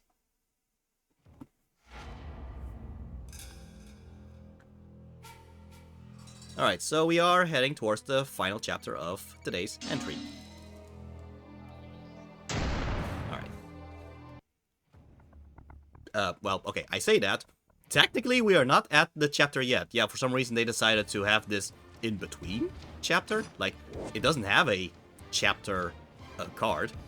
Well, here's Life of the Gods. And a refill of explosive arrows if you still had not refilled yet. Unlock the door. It can now be opened from both sides. And, yeah. We are back here. However, now it's blocked off by these gates. Okay, well, there's a sewer entrance here, but, seems they are preventing us from just being the Teenage Mutant Ninja Turtles and just go down there. So, yeah. What are we supposed to do? Yeah. What's happening here is the game is kind of buying time right now to load the next chapter. So now that the next chapter is properly loaded, finally these guys arrive. I just realized I keep doing the zoom drop a bit too early, or a bit too quickly. So yeah, yet again, if the zoom drop is too difficult, simply doing the XXX combo is still an option. And in combination with the windmill shuriken, it's still a good option either way. So yeah, these combos, which just necessitates you pressing X along with a direction, or just X without a direction, that's still viable as long as you just know when to use it. Just try to attack the enemies after they have done their attack. Just kind of study how their combos are, because they work by the same rules that you do. You also have like combos that just end. Okay, those would be the best times for those enemies to attack you. Well, by that same token, just watch how they do their combos, and if they end those combos, that's usually the best time for you to do a combo.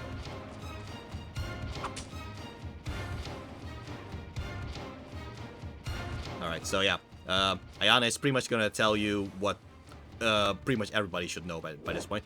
Your path lies this way. Thank you, Ayane. Well, at least she gives us a lot of rice balls.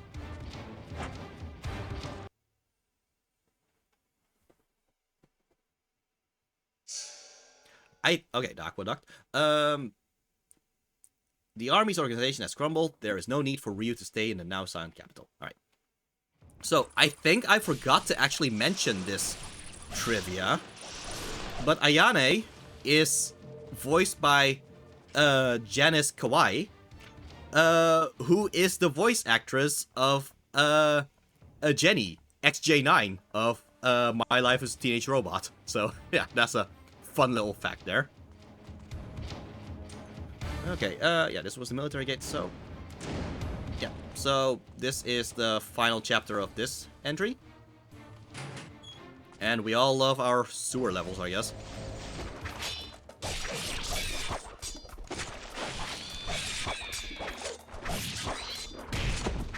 Alright.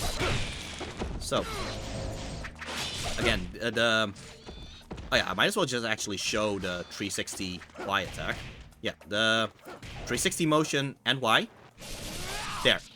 This is not charged with any essence. This is simply holding Y as you land. That on its own is still enough to decapitate these enemies. Of course, you do have a limited range with it, but if you are positioned right, if you are positioned right, that is usually enough to kill an enemy right there and then. If all of them hit, of course, yeah. So sometimes if they are lying on their back, you happen to kind of miss them this way. Alright, we don't have a map of this yet, but this is essentially the centerpiece of this environment. Yeah, there's this statue here with two, I would say giant cups of water. So yeah, keep that landmark in mind.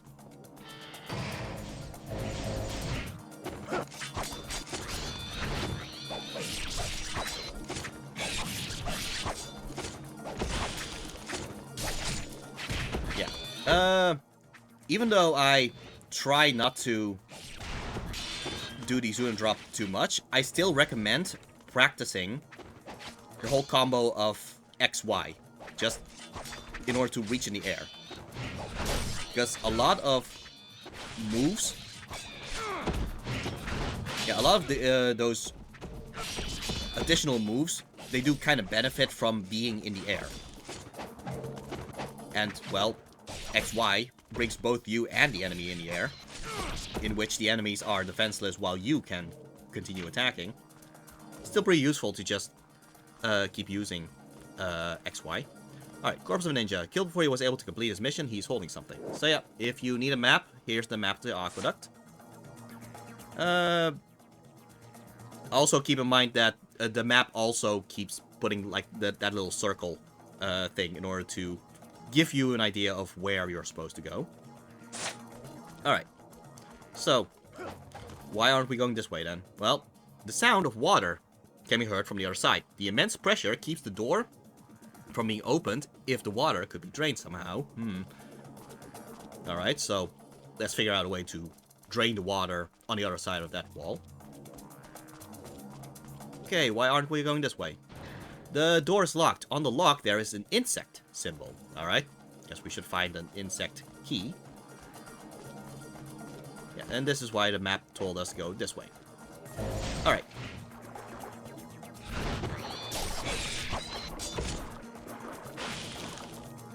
Again, all I've done is just pressing XY to get both me and the enemy in the air. And even instead of an Izuna drop, I instead just throw a windmill shuriken instead. That would usually decapitate them right there and kill them. Still, an easy combo with the windmill shuriken is still to just do the standard 3-hit combo and then cancel the last one with the windmill shuriken. Okay, okay, first of all, there is a Great Spirit Elixir here, for those who need it. I guess I forgot to add an additional save here, so at least I can use this. Alright, so, if you do not have enough money to upgrade the wooden sword to level 7 by the end of Chapter 9, this is probably the next best part to start farming money. And actually, if anything, it's actually better to save up money through this method rather than through Chapter 9, because, well, these past few chapters, you did not necessarily need the Labor Flawlessness. Most of the time, you just dealt with it with your usual weapons, or with the bow and arrows. So yeah, it's actually only at this point where the Labor Flawlessness is pretty useful. But yeah, still, if you did not have enough money to get the Labor Flawlessness, this is where either the Warhammer or Dabilauro is going to be very useful in order to farm the next encounter. in this case, I think I'm going to prefer the Dabilaro, because, yet again, the Dabilaro's ultimate technique hits both around it, as well as some additional length in front of it. Whereas the Warhammer only hits around it. There. And this is actually going to be pretty important for what we're going to do in terms of this farming thing. So, a Jewel of Demon Seal, so that's going to be useful to upgrade the Ninpo. Okay. Okay, so what are we going to upgrade? Well, are we going to upgrade the Art of Inferno or upgrade the Art of the Ice Storm? Actually, I would recommend keeping it right now, because we're gonna get the last Ninpo pretty soon in this chapter. So, might as well just keep it if you happen to prefer that one instead. Okay, but yeah, of course we can't just get that and just leave, because these bugs are gonna appear. Alright, so the thing with these bugs is a wall attack usually would kill them. But, yeah, if you just kill 2 of them and leave 2 essence, one ultimate technique of the Dabilaro probably is enough to kill multiple of them, which, yet again, multiplies the amount of money. And that kind of reminds me, in fact, to equip the Band of Wealth in order to multiply the money you gain from it yet again. So yeah, kill 2 enemies. Use the ultimate technique. Just look at the amount of yellow essence left behind by all of them. Sometimes even 1 could be enough. But yeah, it is still better to kill 2 of them first, just to get the full ultimate technique. Yeah. I should have done a before and after thing. So yeah, right now we have 18,000. Okay, that's 1, but sure, maybe that should be enough. There we go.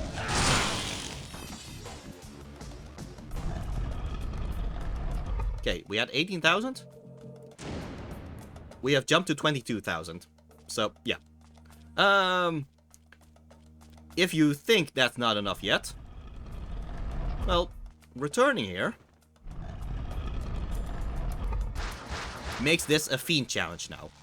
Which, yeah, depending on your difficulty, it's either going to be 40, 60, 80, or 100 or 120. Yeah, so, yeah, every next difficulty adds more of these bugs to kill, which ironically means the harder the difficulty, the more money you're gonna get from this, actually.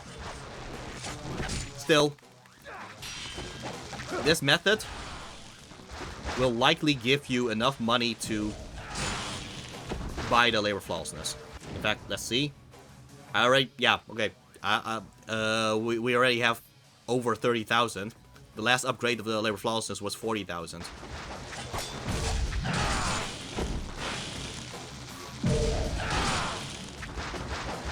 In fact, the trick is, in fact, if you don't care about the karma, you might as well just kill enough of these bugs until just before you would finish the... Yeah, so now there are 3 left. These are probably the last 3, in fact. If you want to continue farming, you can, in fact, just leave now. And return. And now you have another 40 of them. Granted, the karma counter no longer works now.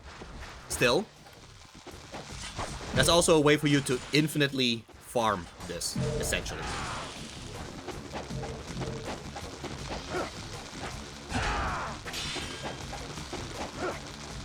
So yeah, by now I have way more than enough to upgrade both the Allure of Flawlessness as well as the Dabilaro and the Warhammer.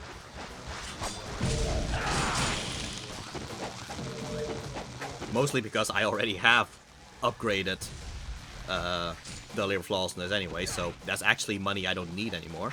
But I figured I might as well just show how this another good way to start farming money.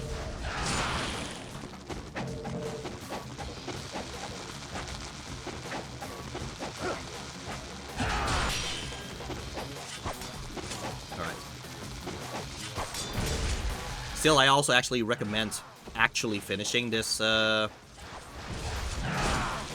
actually properly finishing this Fiend Challenge, but because every Fiend Challenge still gives you a big reward afterwards, like this one. If I remember correctly, this would just be a Talisman of Rebirth.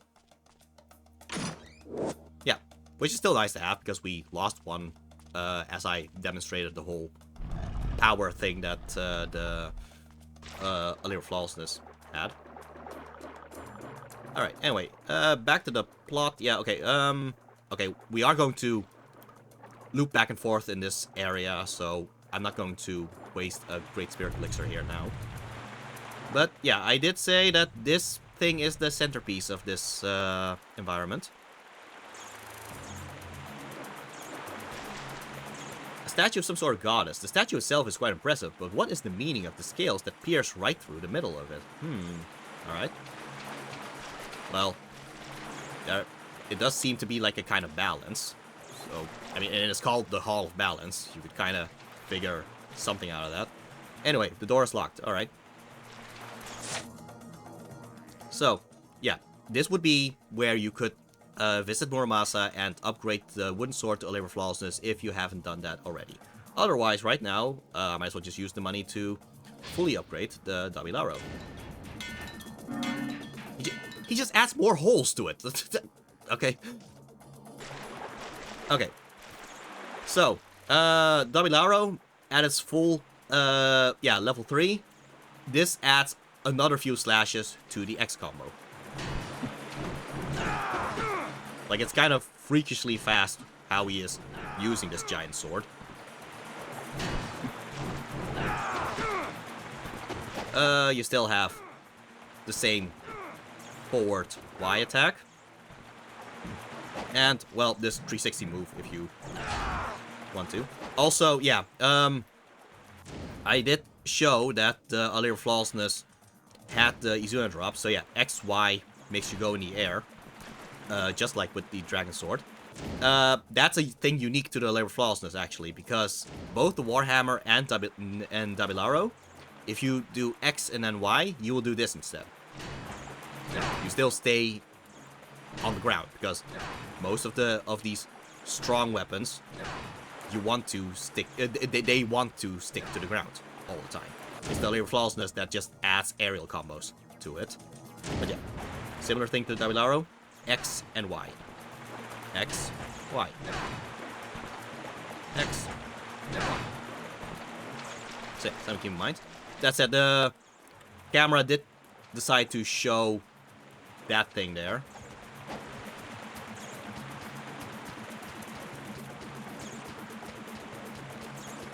Alright. Key of the insect. We saw a door with an insect logo on it. So we could simply return there, but just for completion's sake, let's just look around here for a bit. Oh. So many dead ninjas everywhere. The corpse of a ninja, killed before he was able to complete his mission. He is holding something. Taro's diary. I have not seen the young one, Sabu, for several days now. It worries me, seeing as he is so inexperienced. Alright? I have heard nothing from Suke yet. I do not believe that a ninja as powerful as he could have been defeated. However, the unstable look on his face the last time we met was very much unlike his usual manner. Yeah, we have read Suke's diary. He was pretty much smitten by Rachel. That's kind of why he had that unstable look. February 8th, I was able to track down Doku, the Lord of the Greater Fiends, but I was unable to lay even a finger on him. Burned by an evil blue fire, I accepted my fate. The blade gripped in the hands of that devil was none other than the Dark Dragon Blade, the artifact that, for 450 years, our Black Spider clan has been searching for. My brothers, hurry. You must not allow the young Hayabusa to possess that awful power. Alright. Okay. On the pedestal sits a statue of the Earth Spirit. Alright, so we're gonna need a different spirit here. Alright. Something to keep in mind. Okay, so this is not the way we're supposed to be going, because we got the key of insect, but let's see what is over here. Alright, let's get this. Yet again, this X combo on its own, that's just a bunch of slashes. You can, however, just add a Y attack afterwards, just as a additional finisher to it. And as always, you always have the option to just use the walls. And ultimate technique is also still an option, even outside of farming and all that. Spirit of the Devils. Alright. So yeah, now we have... Oh, I forgot to use this... Man, I keep forgetting to use Lively Gods. Alright, so... Now we have 5 of the Fuji in. 4 more and we get a full upgrade to the health bar. Yeah, the Spirit of the Devils. Now we have 5 key slots to use Ninpo. Oh boy, yeah, so the water in this game unfortunately doesn't look so good. Because it looks so much better in the Xbox version, let me just put it like that.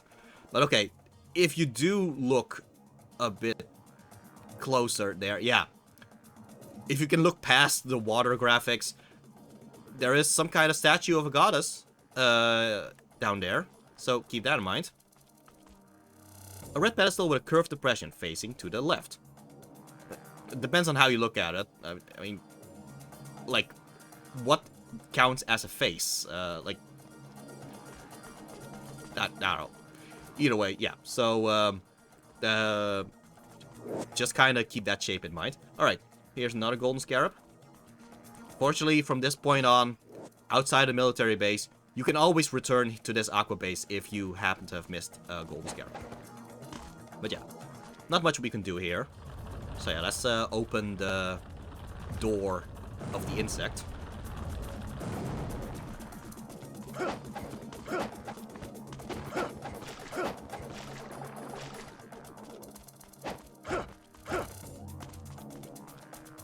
Okay. Okay, if you happen to have the spatial insight, in fact, the watery place where the statue is actually over here. Like, if you actually look at the map right now, we are looking at the red water reservoir. Okay? So, yeah, back when we were down there, we went, down there, wait, there we go. Yeah, we went down there, and, let's see. Oh, that's the... Okay, Aquaduct 3, Aquaduct 2, Aquaduct 1. Yeah, so we were on the lower right there. Wall jumped up and reached over here, where we were in the red water reservoir right there. And down below that is this door, is behind this door, which is not so much locked so much as pressed against water right now, and which makes sense. It was filled with water on the back when we were above it. Anyway, use the key of the insect.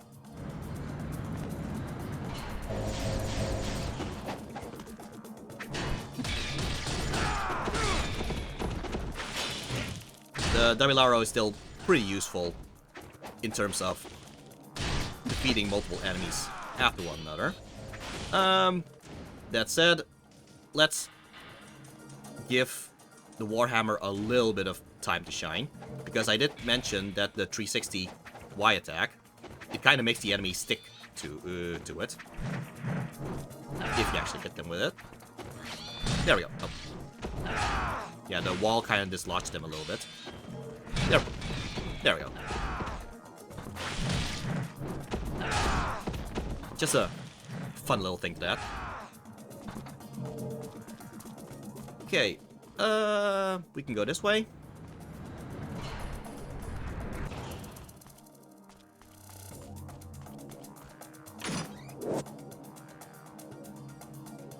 Yeah, so more healing items if you need it.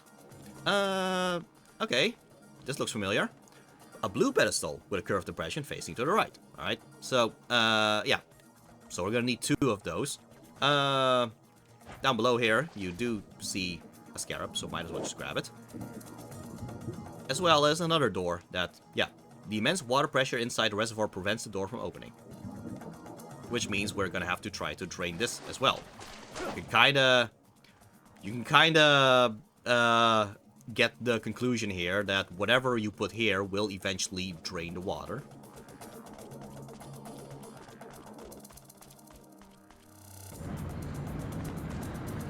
Alright, we are going to face face them first, I guess. Yet again, forward Y, still a pretty useful move against them.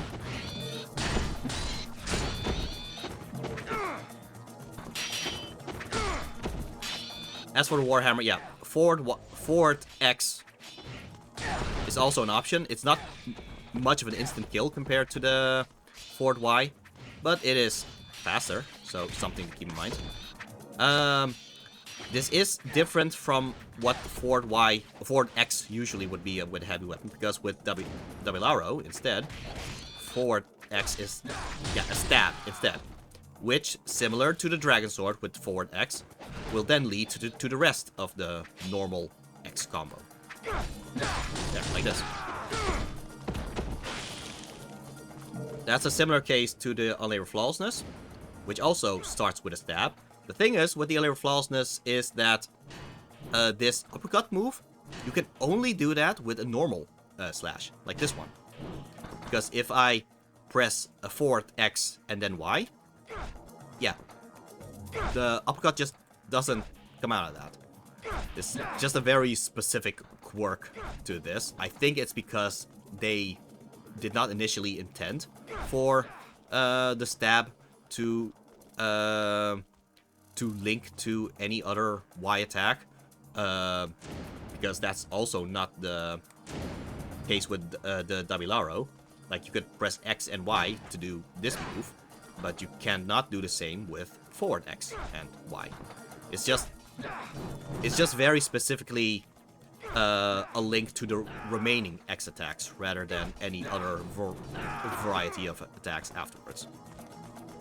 But it is what it is. Alright, so I am going to face this next boss with the Warhammer, which actually is the weaker of these heavy weapons. Because, yeah, you have the Warhammer, you have the double arrow, you have the Unlabored Flawlessness. In terms of order of strength, it right now would be Unlabored Flawlessness, then double arrow, and Warhammer. But I figure I might as well just go with a weaker weapon, because who knows, maybe some players don't have all the scarabs yet. They would not have the double arrow, or they do not have enough money yet, despite all the farming that I have shown. So they do not have the Unlabored Flawlessness.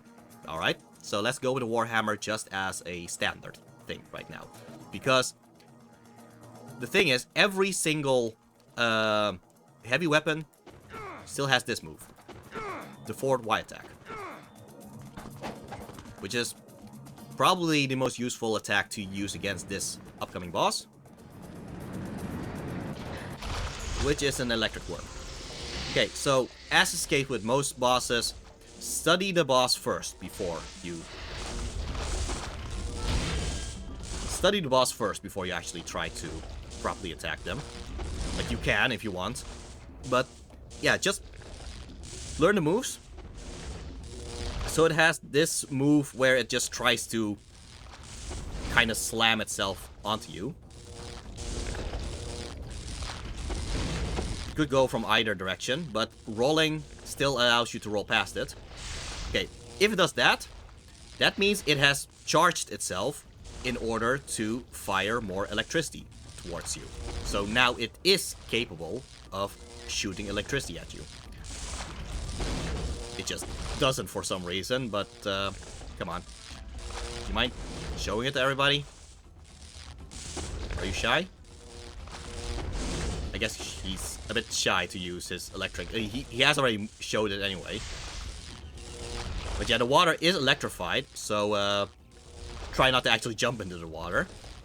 Yeah, if you are in the middle, he sometimes will try to bite you by doing that the slithering forward thing. But right now he just loves to do the slam. Yeah, there, that one. Alright, after each of those moves, you can use forward Y. Like, it does a lot of damage against... There we go, that's the... Yeah, that's the electricity thing that I was talking about. But yeah, after each of those moves, forward Y is pretty much the best move to use against it. And just as a reminder, Warhammer is the weakest of these heavy weapons. So just imagine how much quicker defeating this guy would be with either the Alera Flawlessness or the Dabilaro. Alright, remember when I said that we would get another Ninpo pretty soon? Well, here it is. The Art of the Inazuma. Okay. So. Allows Ryu to amplify his internal bioelectric current and blast it out to the surrounding area. So yeah, whereas Ice Storm attacks everything in melee range all around, and Inferno is like one big fireball and Fire Wheels is like a shield, Inazuma is like a room clearer. Like, the electricity will essentially spread to most enemies close enough to Ryu. If there are no enemies, well, he'll just hit just directly below him. But still, I'll just show him. Right, yeah. So, yeah, it is the room clearer. So, if you happen to prefer that over all the other Ninpo, I would recommend using the Jewel Demon Seal that you have saved up on the Inazuma. Otherwise, if you do prefer any of the other Ninpos, just upgrade those instead. But just to show the Art of the Inazuma a bit, I might as well just upgrade it. Also, little reminder that just look around a little bit, because up here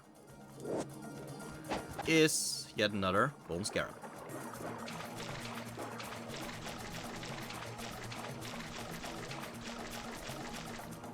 Alright, and we are back in the Hall of Balance, just above it. A Great Spirit Elixir. Okay, I might still return here, actually, so I will keep it here. Oh, a red tablet stream. This shape seems familiar. Alright. Okay. Well, we have a blue room that, rather than a room, you can just look at the pedestals instead. There's a blue pedestal and there's a red pedestal. And there's a Golden Scarab here.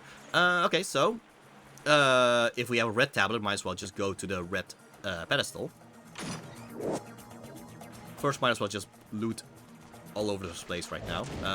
Okay, so now we only need 3 more Lively Gods.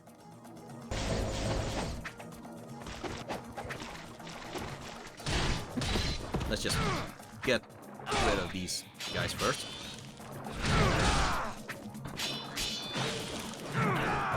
Some red essence is nice too.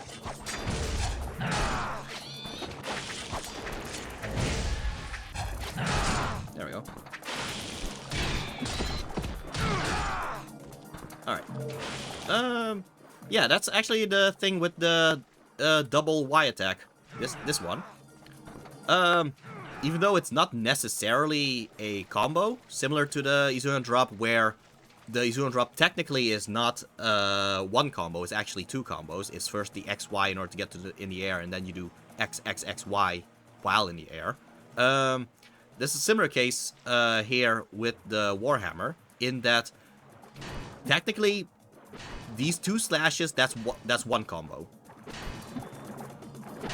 But you happen to be kinda in position in order to do the double Y attack. So, essentially, in a way, these 2 combos happen to kind of glue together, so you can just do X, X, Y, Y. X, X, Y, Y. It's not as fast as the Dabilaro with its X, X, X, X, X, Y. X, X, X, X, X, Y. Because that is an intended combo. Still, something to keep in mind with the Warhammer that it is something you can do. Alright, let's interact with this door here. Alright, the sound of water can be heard from the other side. The immense pressure keeps the door from being opened if the water could be drained somehow. So, this is a similar situation, isn't it? Alright, so if you actually look at the map, right now, this is to Aquaduct B2. If we move back just a little bit,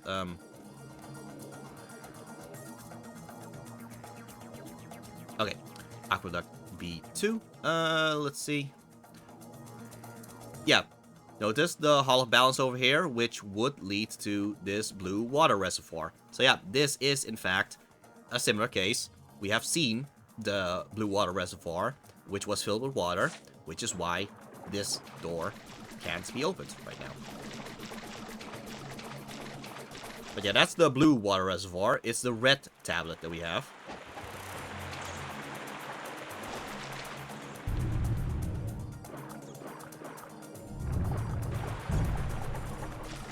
And well, by jumping down, you essentially are back in the path in order to reach the red water reservoir.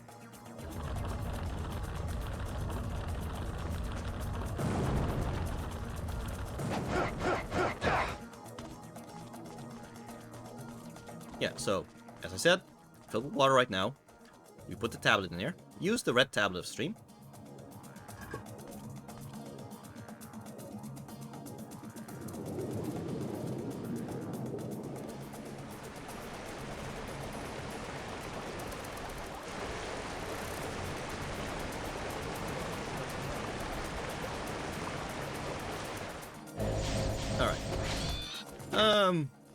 I think I have shown enough of the Warhammer that I might as well just go with the other flosses right now. Yeah.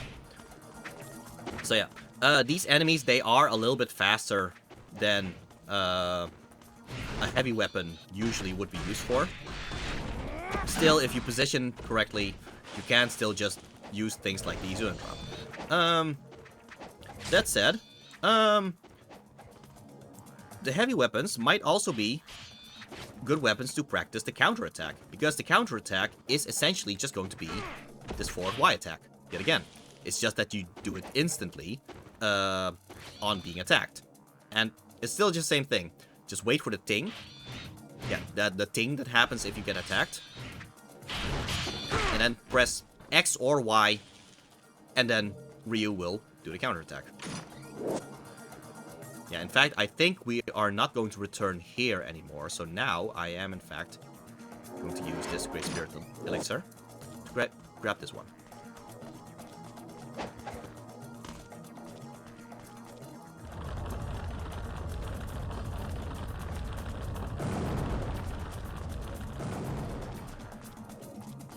Alright, but now that that room is no longer filled with water,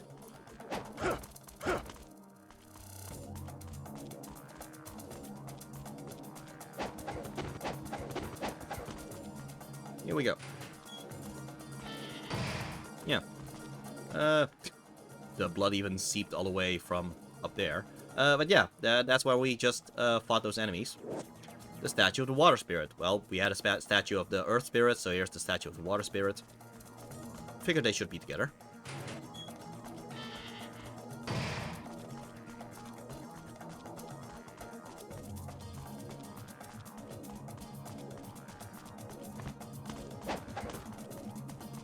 I think out of all chapters, this one probably necessitates knowing the map the most. Even so, it's nothing compared to Resident Evil or something, so you don't need to be that stressed out about it.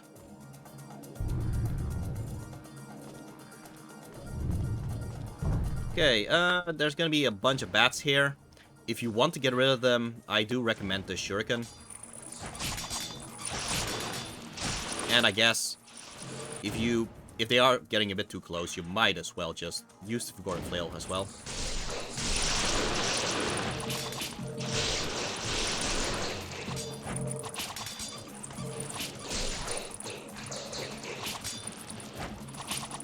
By the way, you really do not need to beat these bats, actually. Because you can just fall down and just leave. They barely give you any amount of money anyway. Like, they give you some money. But bats are one of those enemies that actually don't multiply their... that don't multiply the worth of their essence if you kill them with ultimate techniques. So you might as well not bother. That was the case in the original Xbox Ninja Gaiden, but it's Ninja Gaiden Black, in fact, that fixed that. Okay, well, here are more bats. But instead of focusing on the bats, I do want to show around here a little bit. Just kind of recognize this environment for a little bit. As well as this Muramasa statue here. I see you found more scarabs. Let me see. Here, I'll give you this in exchange. Armored Benediction. So yeah, today you have brought me 4 scarabs, which would bring the total number that you have given me to 30. Yeah, so this is what you get with 30 armlets. Okay, so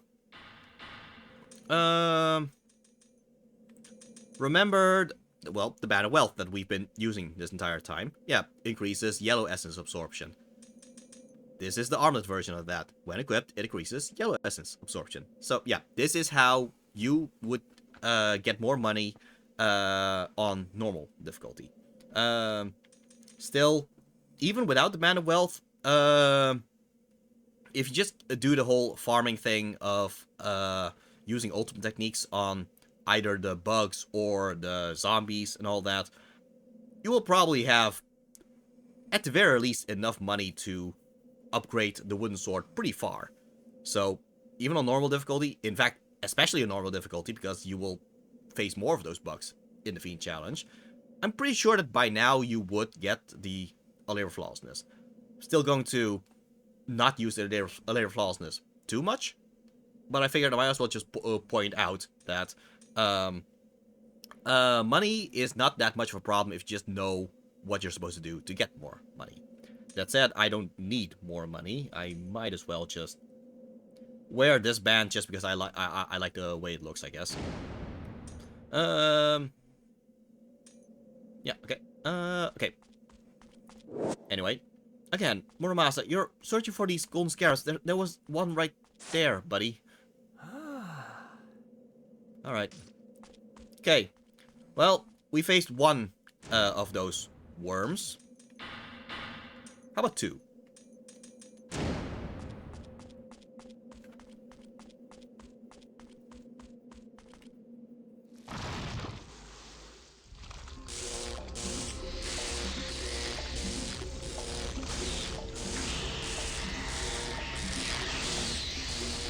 Okay, so when I said study the moves of the worm, this is kind of the real reason why, because one worm, that's actually pretty manageable in terms of what moves there are. But if you have practiced that single worm, now it's kind of a case of keep your eye open on both of these worms. Granted, if one of them does that whip move, I guess, usually the other one will just crawl back into its hole.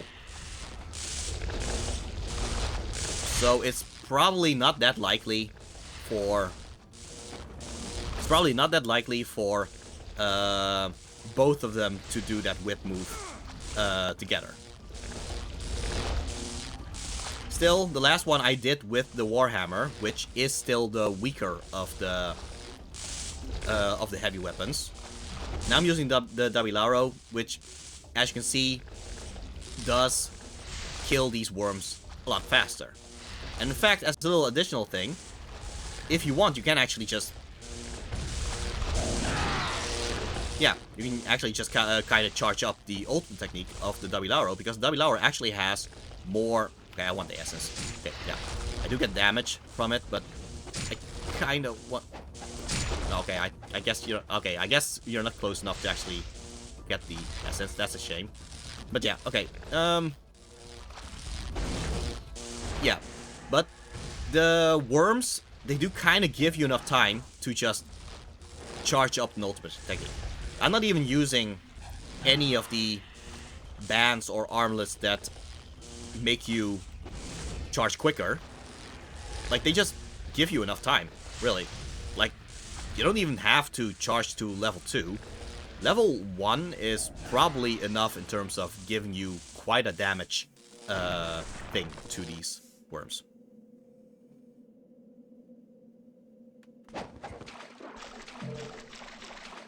Okay.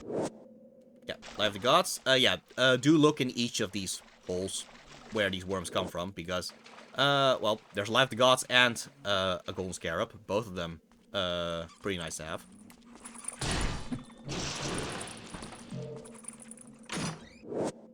Okay, Great Spirit Elixir. Okay, I will eventually return here, actually, come to think that, so, yeah. Okay.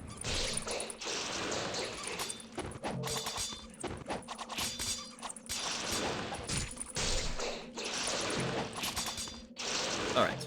So, there's a little, well, platforming challenge. I say in quotation marks, it's not that much, it's just, oh, jump a bit up there. Yeah, might as well just show. Okay, so it's mostly a case of fight these enemies while jumping up these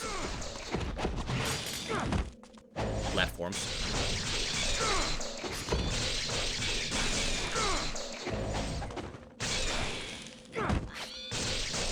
Like, after you beat them, you don't even need to fight them anymore. You can just continue up here. However, if you want a little shortcut, you might as well practice the whole wall run thing. So yeah, jump at an angle here. There. Just gonna do it again. There. So yeah, just a fun little shortcut you can do. Not much, but it's something speedrunners do. Alright, great Devil Elixir. No more of this item can be received. Okay.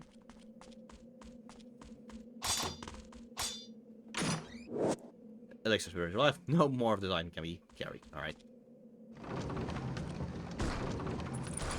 Okay, more bats here. Besides the bat though. Oh, okay.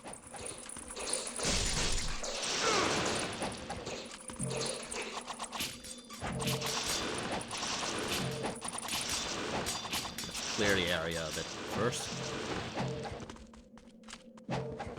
Alright, Corpse of Ninja. Killed before he was able to complete his mission. He's holding something. Sabu's diary. Didn't we read something about a Sabu, that he's inexperienced or something?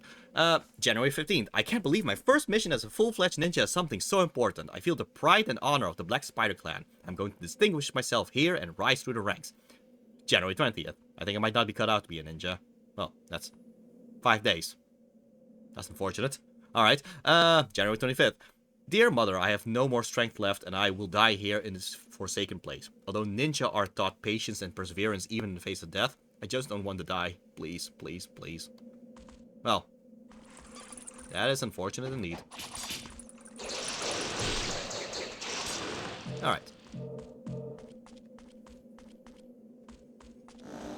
Yeah, remember these guys? Yeah. Similar to the first time when we faced them, the red hot fire brand is still, or the flying swallow of the Fedora Flail, is still a good way to beat them.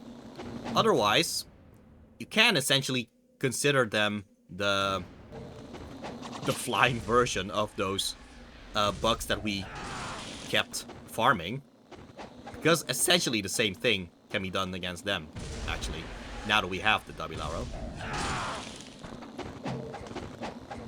Come think of it, I don't... yeah, I don't think I've actually shown the ultimate technique of the unlayered flawlessness, actually. So, yeah, the ultimate technique of the unlayered flawlessness essentially is like a bigger version of the Warhammer's ultimate technique. There. He just jumps in the air and then... There. It's, yet again, big splash damage. Is just that it's even bigger than that of the Warhammer and does more damage because the other flawlessness already does a lot more damage. Blue tablet stream, alright. Well, let's find the blue pedestal again. That said, what is over here, though? The door is locked and cannot be opened from this side. Guess somewhere down the line we'll return back here.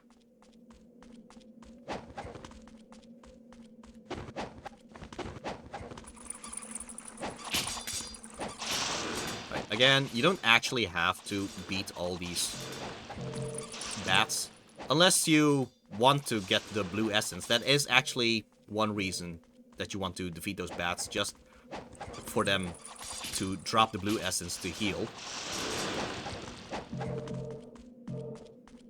Still, in my opinion, I do think that they are giving you quite a lot of healing items everywhere. Like, you might as well just use those healing items instead.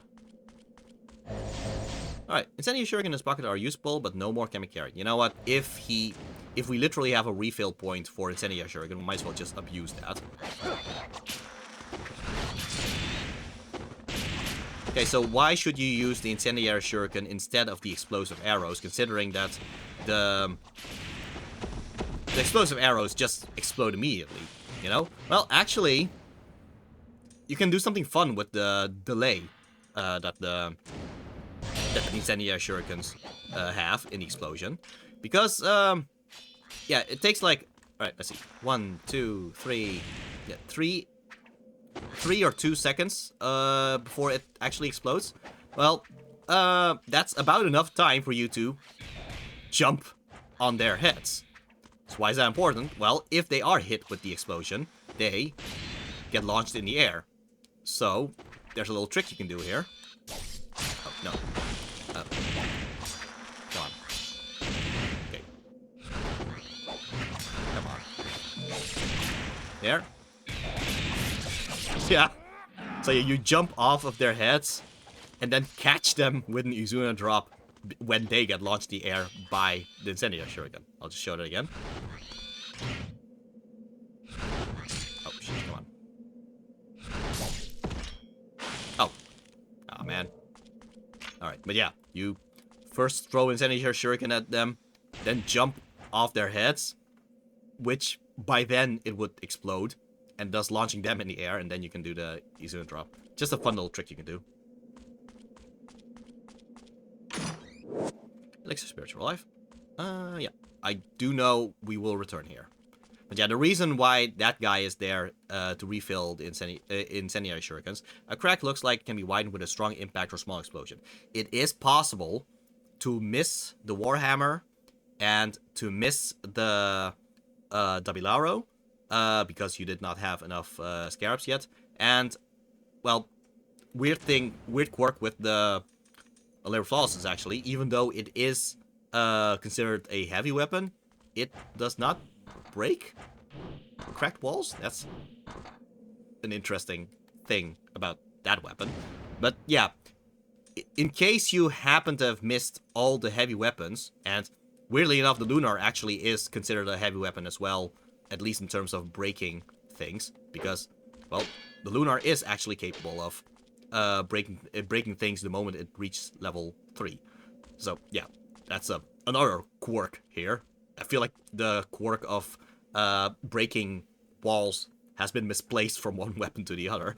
But yeah, the point of the matter is, it is possible that you don't have any of the weapons necessary to, or any of the melee weapons necessary to break this wall. Well, in order to make it so that you aren't stuck, there happens to be this guy that allows you to refill Incendiary Shurikens, because Incendiary Shurikens are still the initial weapons that allowed you to break the wall. The Interact even says the crack looks like it can be widened with a strong impact or small explosion. So yeah, that's the reason why they added the incendiary shurikens here. But yeah, might as well just show this weird quirk of the lunar at level 3. Yeah, such an odd thing that the lunar is considered a heavy weapon, even though it really isn't like a typical heavy weapon. But there you go. Okay, I think well, actually, I might as well just use a bit more of the incendiary shuriken, seeing how I have it equipped now. Yeah, we did find one more scarab. Anyway, I did say, try to look over the place a little bit. Yeah, we have gone a full circle. Yeah, if you look at the map, there we go. That was the worm cavern. Yeah, so that's to the Aquaduct B3. Because that's how we fell down here in the first place. We then went through this little hall, past those worms, past those bats, and then, yeah, there were those 2 worms, and yeah, there's the stair step cavern, and then we went the whole circle by breaking the wall here. In fact, I think this is now our standard way of reaching the other part, because this is caved in. Yeah. This was caved in because of the boss battle started. So if we want to actually reach that other part, we actually are going to use this path now instead.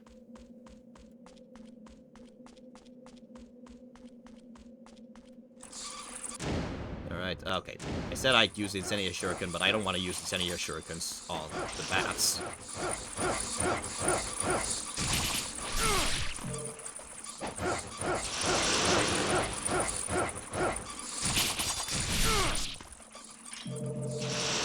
I find it funny how it just rains bats like that.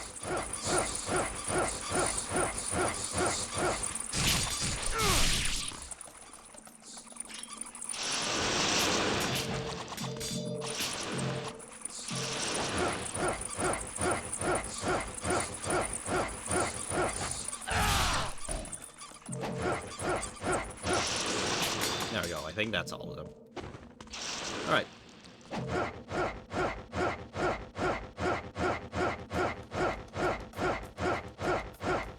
There we go. Now we're back here.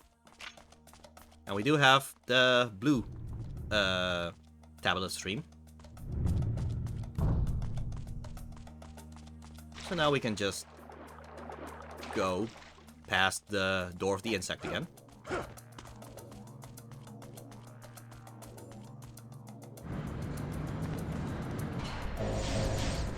Right, I might as well just show that incendiary shuriken thing again. Yeah, so yeah, incendiary shuriken, jump on them. Oh, yeah. And you kind of have to time it correctly in order to properly do an Izuna drop after bouncing off them. There. I just think it's a funny little trick. There's no real use to it, but I just think it's kind of funny.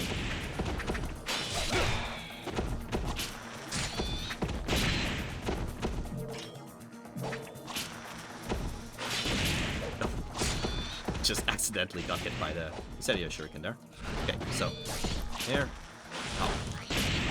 Of course, the problem is they can also die before you can actually do that, but still, that's also a benefit in its own way.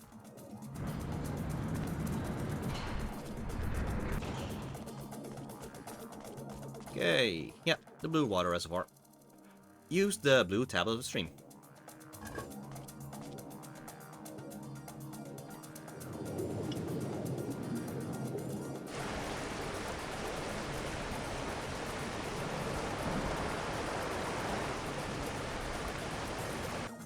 Okay, so that finally unlocked that door so we can get past that.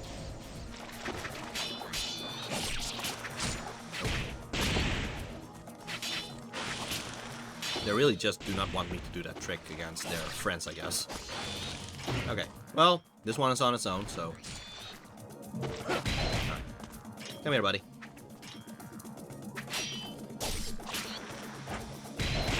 Up. Well, you can also do an on-landing thing afterwards. Again, I just think it's a funny little combo you can do, even though there's no real use for it, but it's still fun. Okay, and I did say that we would return here. I might as well just... Okay, Okay, let me think about this for a bit. Let's see.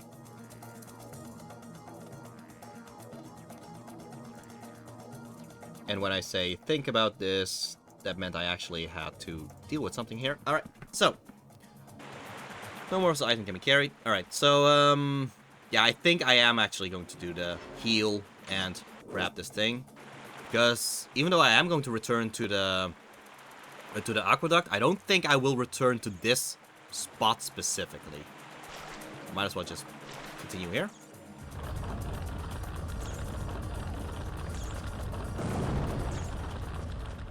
Okay, if I remember correctly, this is... Yeah, I think this is yet another Fiend challenge. Like, you can just do the puzzle here now. I might as well show. He who reaches above the goddess's head will gain the strength necessary to stand firm upon the red stone. Well, this place is high enough for you to start doing wall jumps. So yeah, that's how you can solve the puzzle even as you are getting attacked. But we might as well just get some practice in by fighting these enemies in this feat challenge. Oh yeah, actually that reminds me. Yeah, the counterattack. So, yet again, the counterattack of these heavy attacks, of these heavy weapons, still pretty useful. Just, of course, those enemies can still do guard break moves instead, and in which case you can't counter that. Still, like those attacks where they bury into the ground, those are guard break moves, so you can't really counter those. Still, it's good to properly practice the timing of pressing X or Y. In the case of heavy weapons, either X or Y, they both do the same thing. So it's not the case like in the Dragon Sword, where pressing X does one move and pressing Y does another move. No, with heavy weapons, they're both the same move. So makes it easy to not confuse the two, I guess, because there is nothing to confuse over.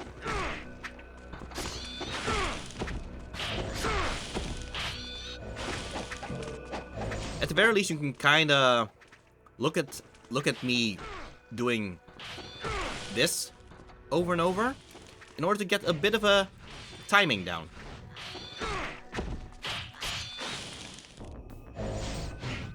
In addition, I would recommend watching the enemies, actually. Like, this would be a good time to kind of look at what are the moves of these Shadow Flare Fiends. And at what timing am I doing the counterattack on.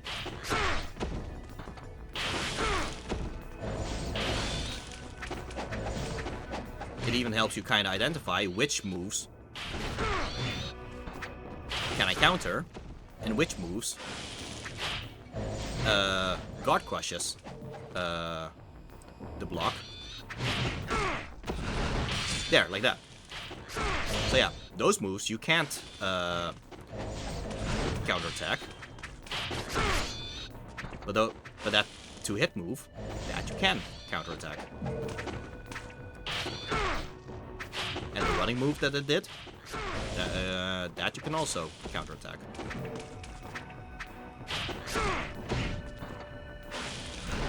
Yeah, this gets guard crushed yet again. Do note, however, even though, you know what, I am happy this guy's in a loop right now, but yeah, do note that even though my guard is getting crushed, I'm not getting any damage from it. Sure, Ryu gets stunned, but oh, okay, there we go. Ryu gets stunned, leaving him open to be attacked, but that on its own is not enough to actually damage him. Some attacks actually do damage you through your guard. This is just not one of them. So just know that you are actually very safe while guarding in this game in particular. That is on hero difficulty and normal difficulty. There, and this is our reward for clearing that fiend challenge.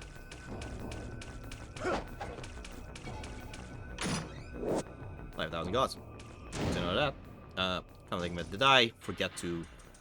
Of course I forgot to use the life gods that I got. Okay, but might as well just use this now. Yet again, it fills up the entire thing, but you do still keep the amount of life the gods that you've used so far, so you don't need to hoard them like that. Also, yeah, so, okay, I might as well just solve this puzzle. Solve, I say with quotation marks. Yeah, so, just wall jump until you reach this part. And that would be high enough in order to press that button.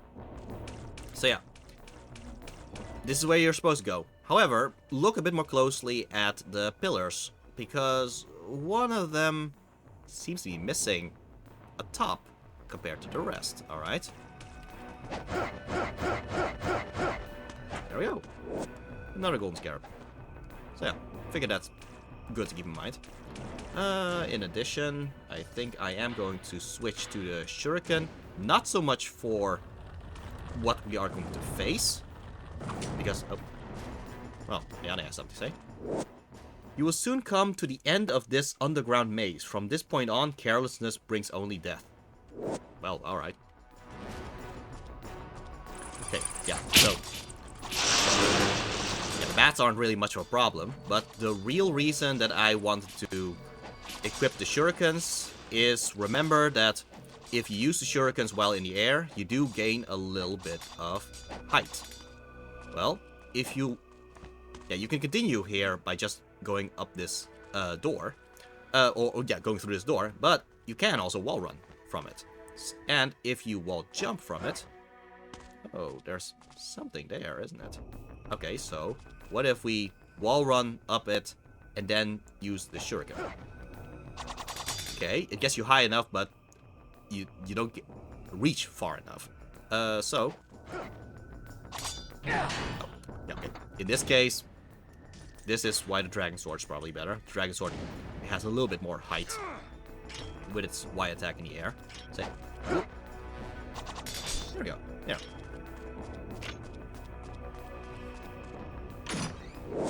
Light of the Gods. Let's not forget to actually use it. There we go. Alright. So yeah, one more and we have a full health upgrade. Underground Sanctuary.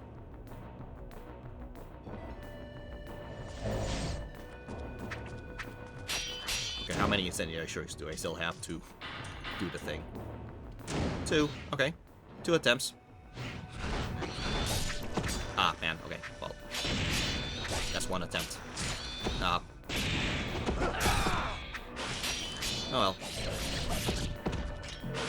It was fun while it lasted. Alright.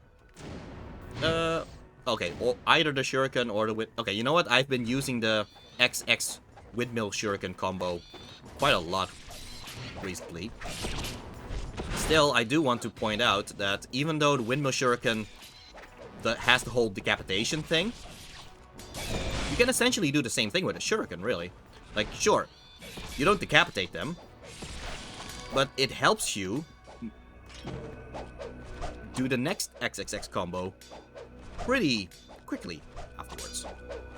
So that's still an option, even if you... yeah, that's still an option if you are having trouble with the Zuna drop. Yet again, that said, I do still find it is pretty important to kind of get used to the XY combo or forward Y combo to get either you or the enemy, you and the enemy in the air. If only just for the future of the next Ninja Gaiden games, because it's actually pretty important, that part.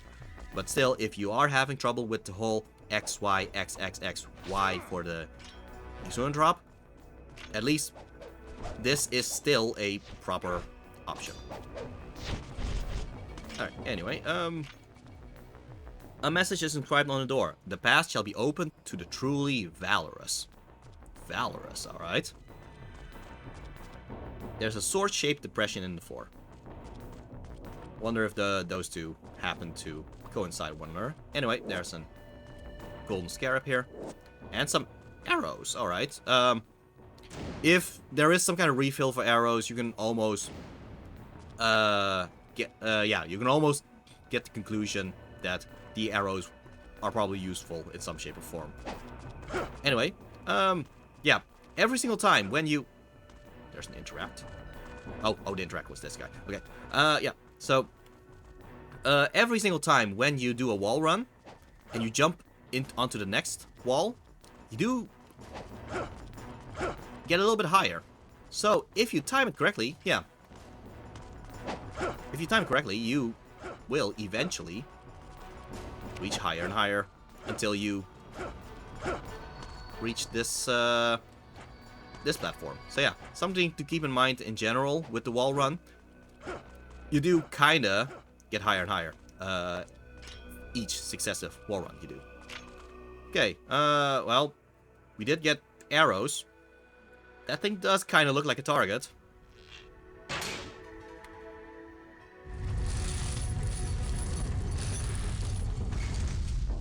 So, speaking of the wall run, there we go.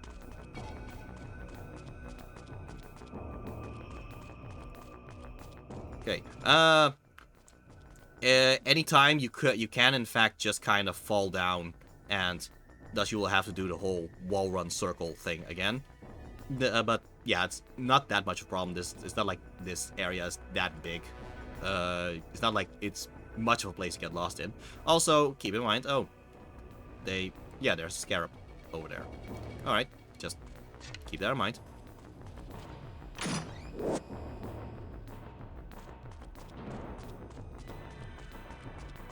Okay, well, do remember that, oh, wow, okay, that was a blunder on my end. Alright, but, do remember that, you can still swing on, horizontal bars and all that. Oh, wow, I am.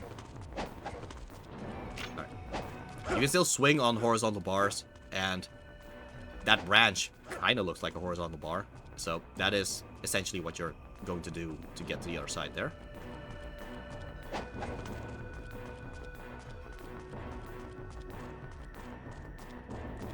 There we go. Yeah. So, actually something to keep in mind, anytime when you are on such a horizontal bar, okay, so you will keep, Ryu will keep, spinning around like this. There used to be a timing to when you're supposed to press, A in order to jump off it. As in, if you... Yeah, in the original Xbox Ninja Gaiden, and I think even Ninja Gaiden Black, if you press X while Ryu is kinda at the top, you will actually jump backwards, actually.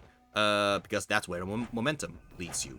Whereas, it's usually by pressing pressing the jump button while Ryu is down, that is when you actually jump forward instead. They simplified it in Sigma, where you just need to press, just keep pressing jump, and you will eventually just, reach the other side. You don't have to time it anymore. So yeah, that's something to keep in mind. Alright, but yeah.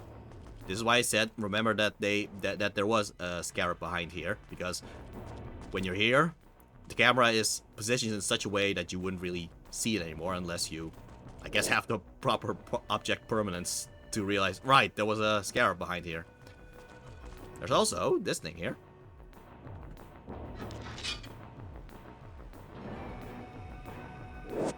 Brand of Valor. This is not a weapon. You did see the sword-shaped depression thing. Well, that is what this is for. Oh wait, not valuables. Brand of Valor. A fairly old ceremonial sword. It is highly decorated. Alright. So yeah. Okay. We are going to face the boss of yeah, the last boss of this entry of Ninja Gaiden 4 Beginners.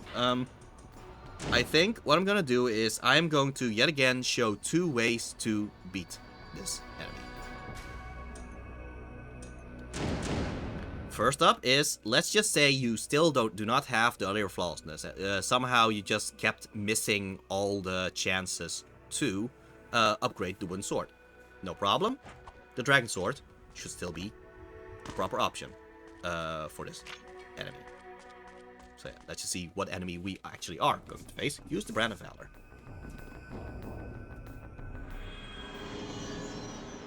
Well, the door did say something about only the Valorous being able to pass. I guess this would be the test in order to show how valorous Ryu is. So yeah, this guy is called Pazu. I guess similar to Pazuzu, the demon from The Exorcist. All right. Okay, so and again, like with all bosses, try to study the boss a little bit first. So it has like a vertical laser thing and a horizontal laser thing. The laser itself will not hurt you. Like, I guess I just frustrated him. Okay, so yeah, the laser itself, notice the laser itself did not actually hurt Ryu. Okay, anytime when Pazu perches on top of that platform, he will land at the half of the room that you are not in. So, because I am in at the half at the door that we have to pass through, he is going to land in the door that we entered through. If I'm in the if I'm at the other half, he would land at the other one. The recommendation right now is, in fact, to stand here so he moves over there. Now, why do I want that? The reason I want that is because you can, essentially, reach behind him from here. And as long as you're here, the only way it can actually damage you is if it does its wing attack to create shockwaves. Just notice, I'm standing there. I'm not even dodging.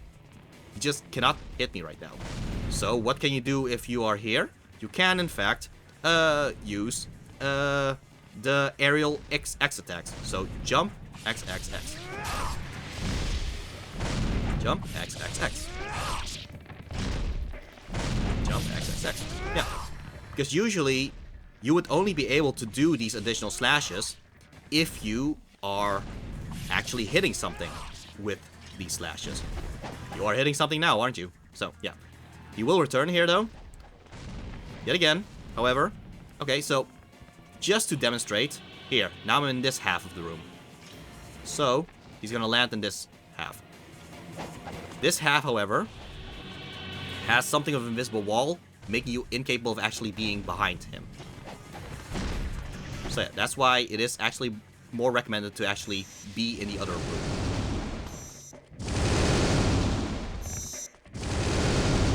And if you are out of its range, he will try to do these laser attacks instead. If you are below him, however, yeah, he's gonna try to stomp you. Or try to bite you. Like, those are the types of moves that he can do when you are in this specific position. It's just that he is kind of defenseless if you are just behind him.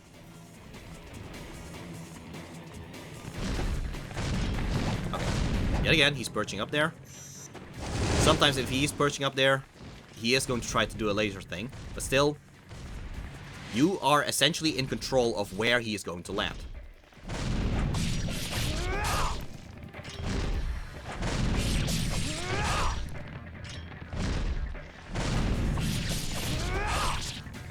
Yeah, you don't even need to use the Dragon Sword's aerial X attack. You can actually just use any of those attacks that just happens to hit him in that position.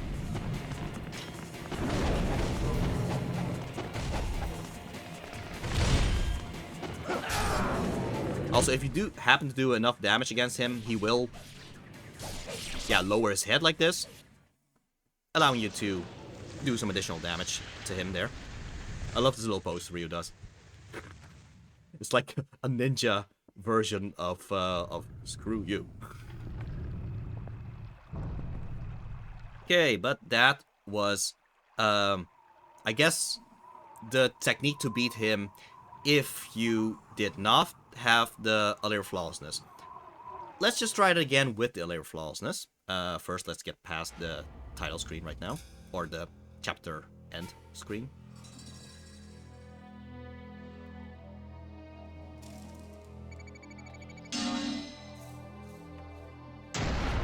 Alright. We got an enhancement from it, the Holy Gauntlet. Yet again, I'm not using any of the enhancements because what if you were playing the PlayStation 3 version instead? Right, Path to Zarkon. Right, the plot. Alright, using the Aquaduct, Ryu has arrived at the moat surrounding Zarkon. However, the Great Wall blocks his path into the palace itself. So yeah, I guess this is a little sneak peek for the next entry, I guess. Still, I am going to return the title screen in order to try against that boss yet again, this time with the Allure Flawlessness, because we have spent money to buy the Allure Flawlessness. Or upgrade the wooden sword to Unlabor Flawlessness. We might as well just use it properly, you know? Okay. So, here's an interesting thing to Unlabor Flawlessness. Remember when I said that the Dragon Sword's aerial X attacks, yeah, you can only do the additional slashes if you actually hit something with it. That's a funny little thing about the Allure Flawlessness. You just keep doing it, even if you are not hitting an enemy. And considering that the Allure Flawlessness does more damage to the Dragon Sword in this case, that means that the technique that I just showed in order to fight Pazu, you are essentially speeding that up with the Allure Flawlessness.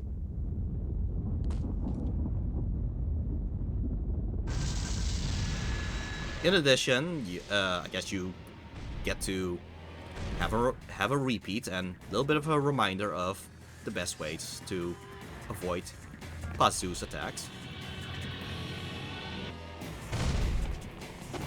Alright, well, he already decided to perch here. Yet again, stay on this side, which forces him to land in that part of the stage. Alright, so yeah, yet again, as long as you're standing here, there's not really much he can do. Besides, I guess, moving to this place instead.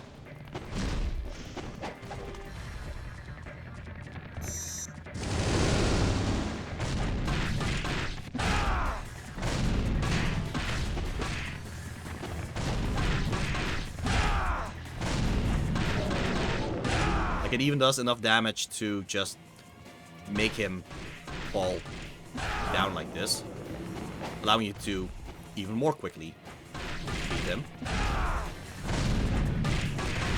There we go. So yeah.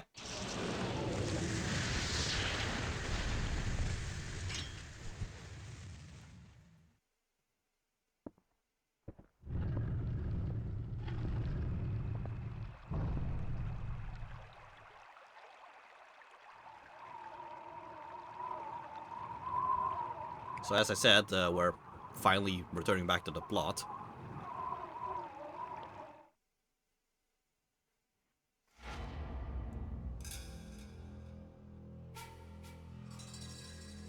Chapter 12 cleared.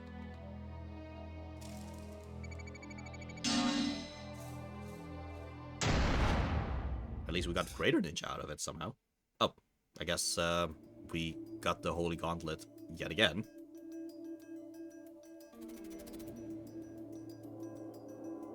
Right, Chapter 13, The Path to Zarkon.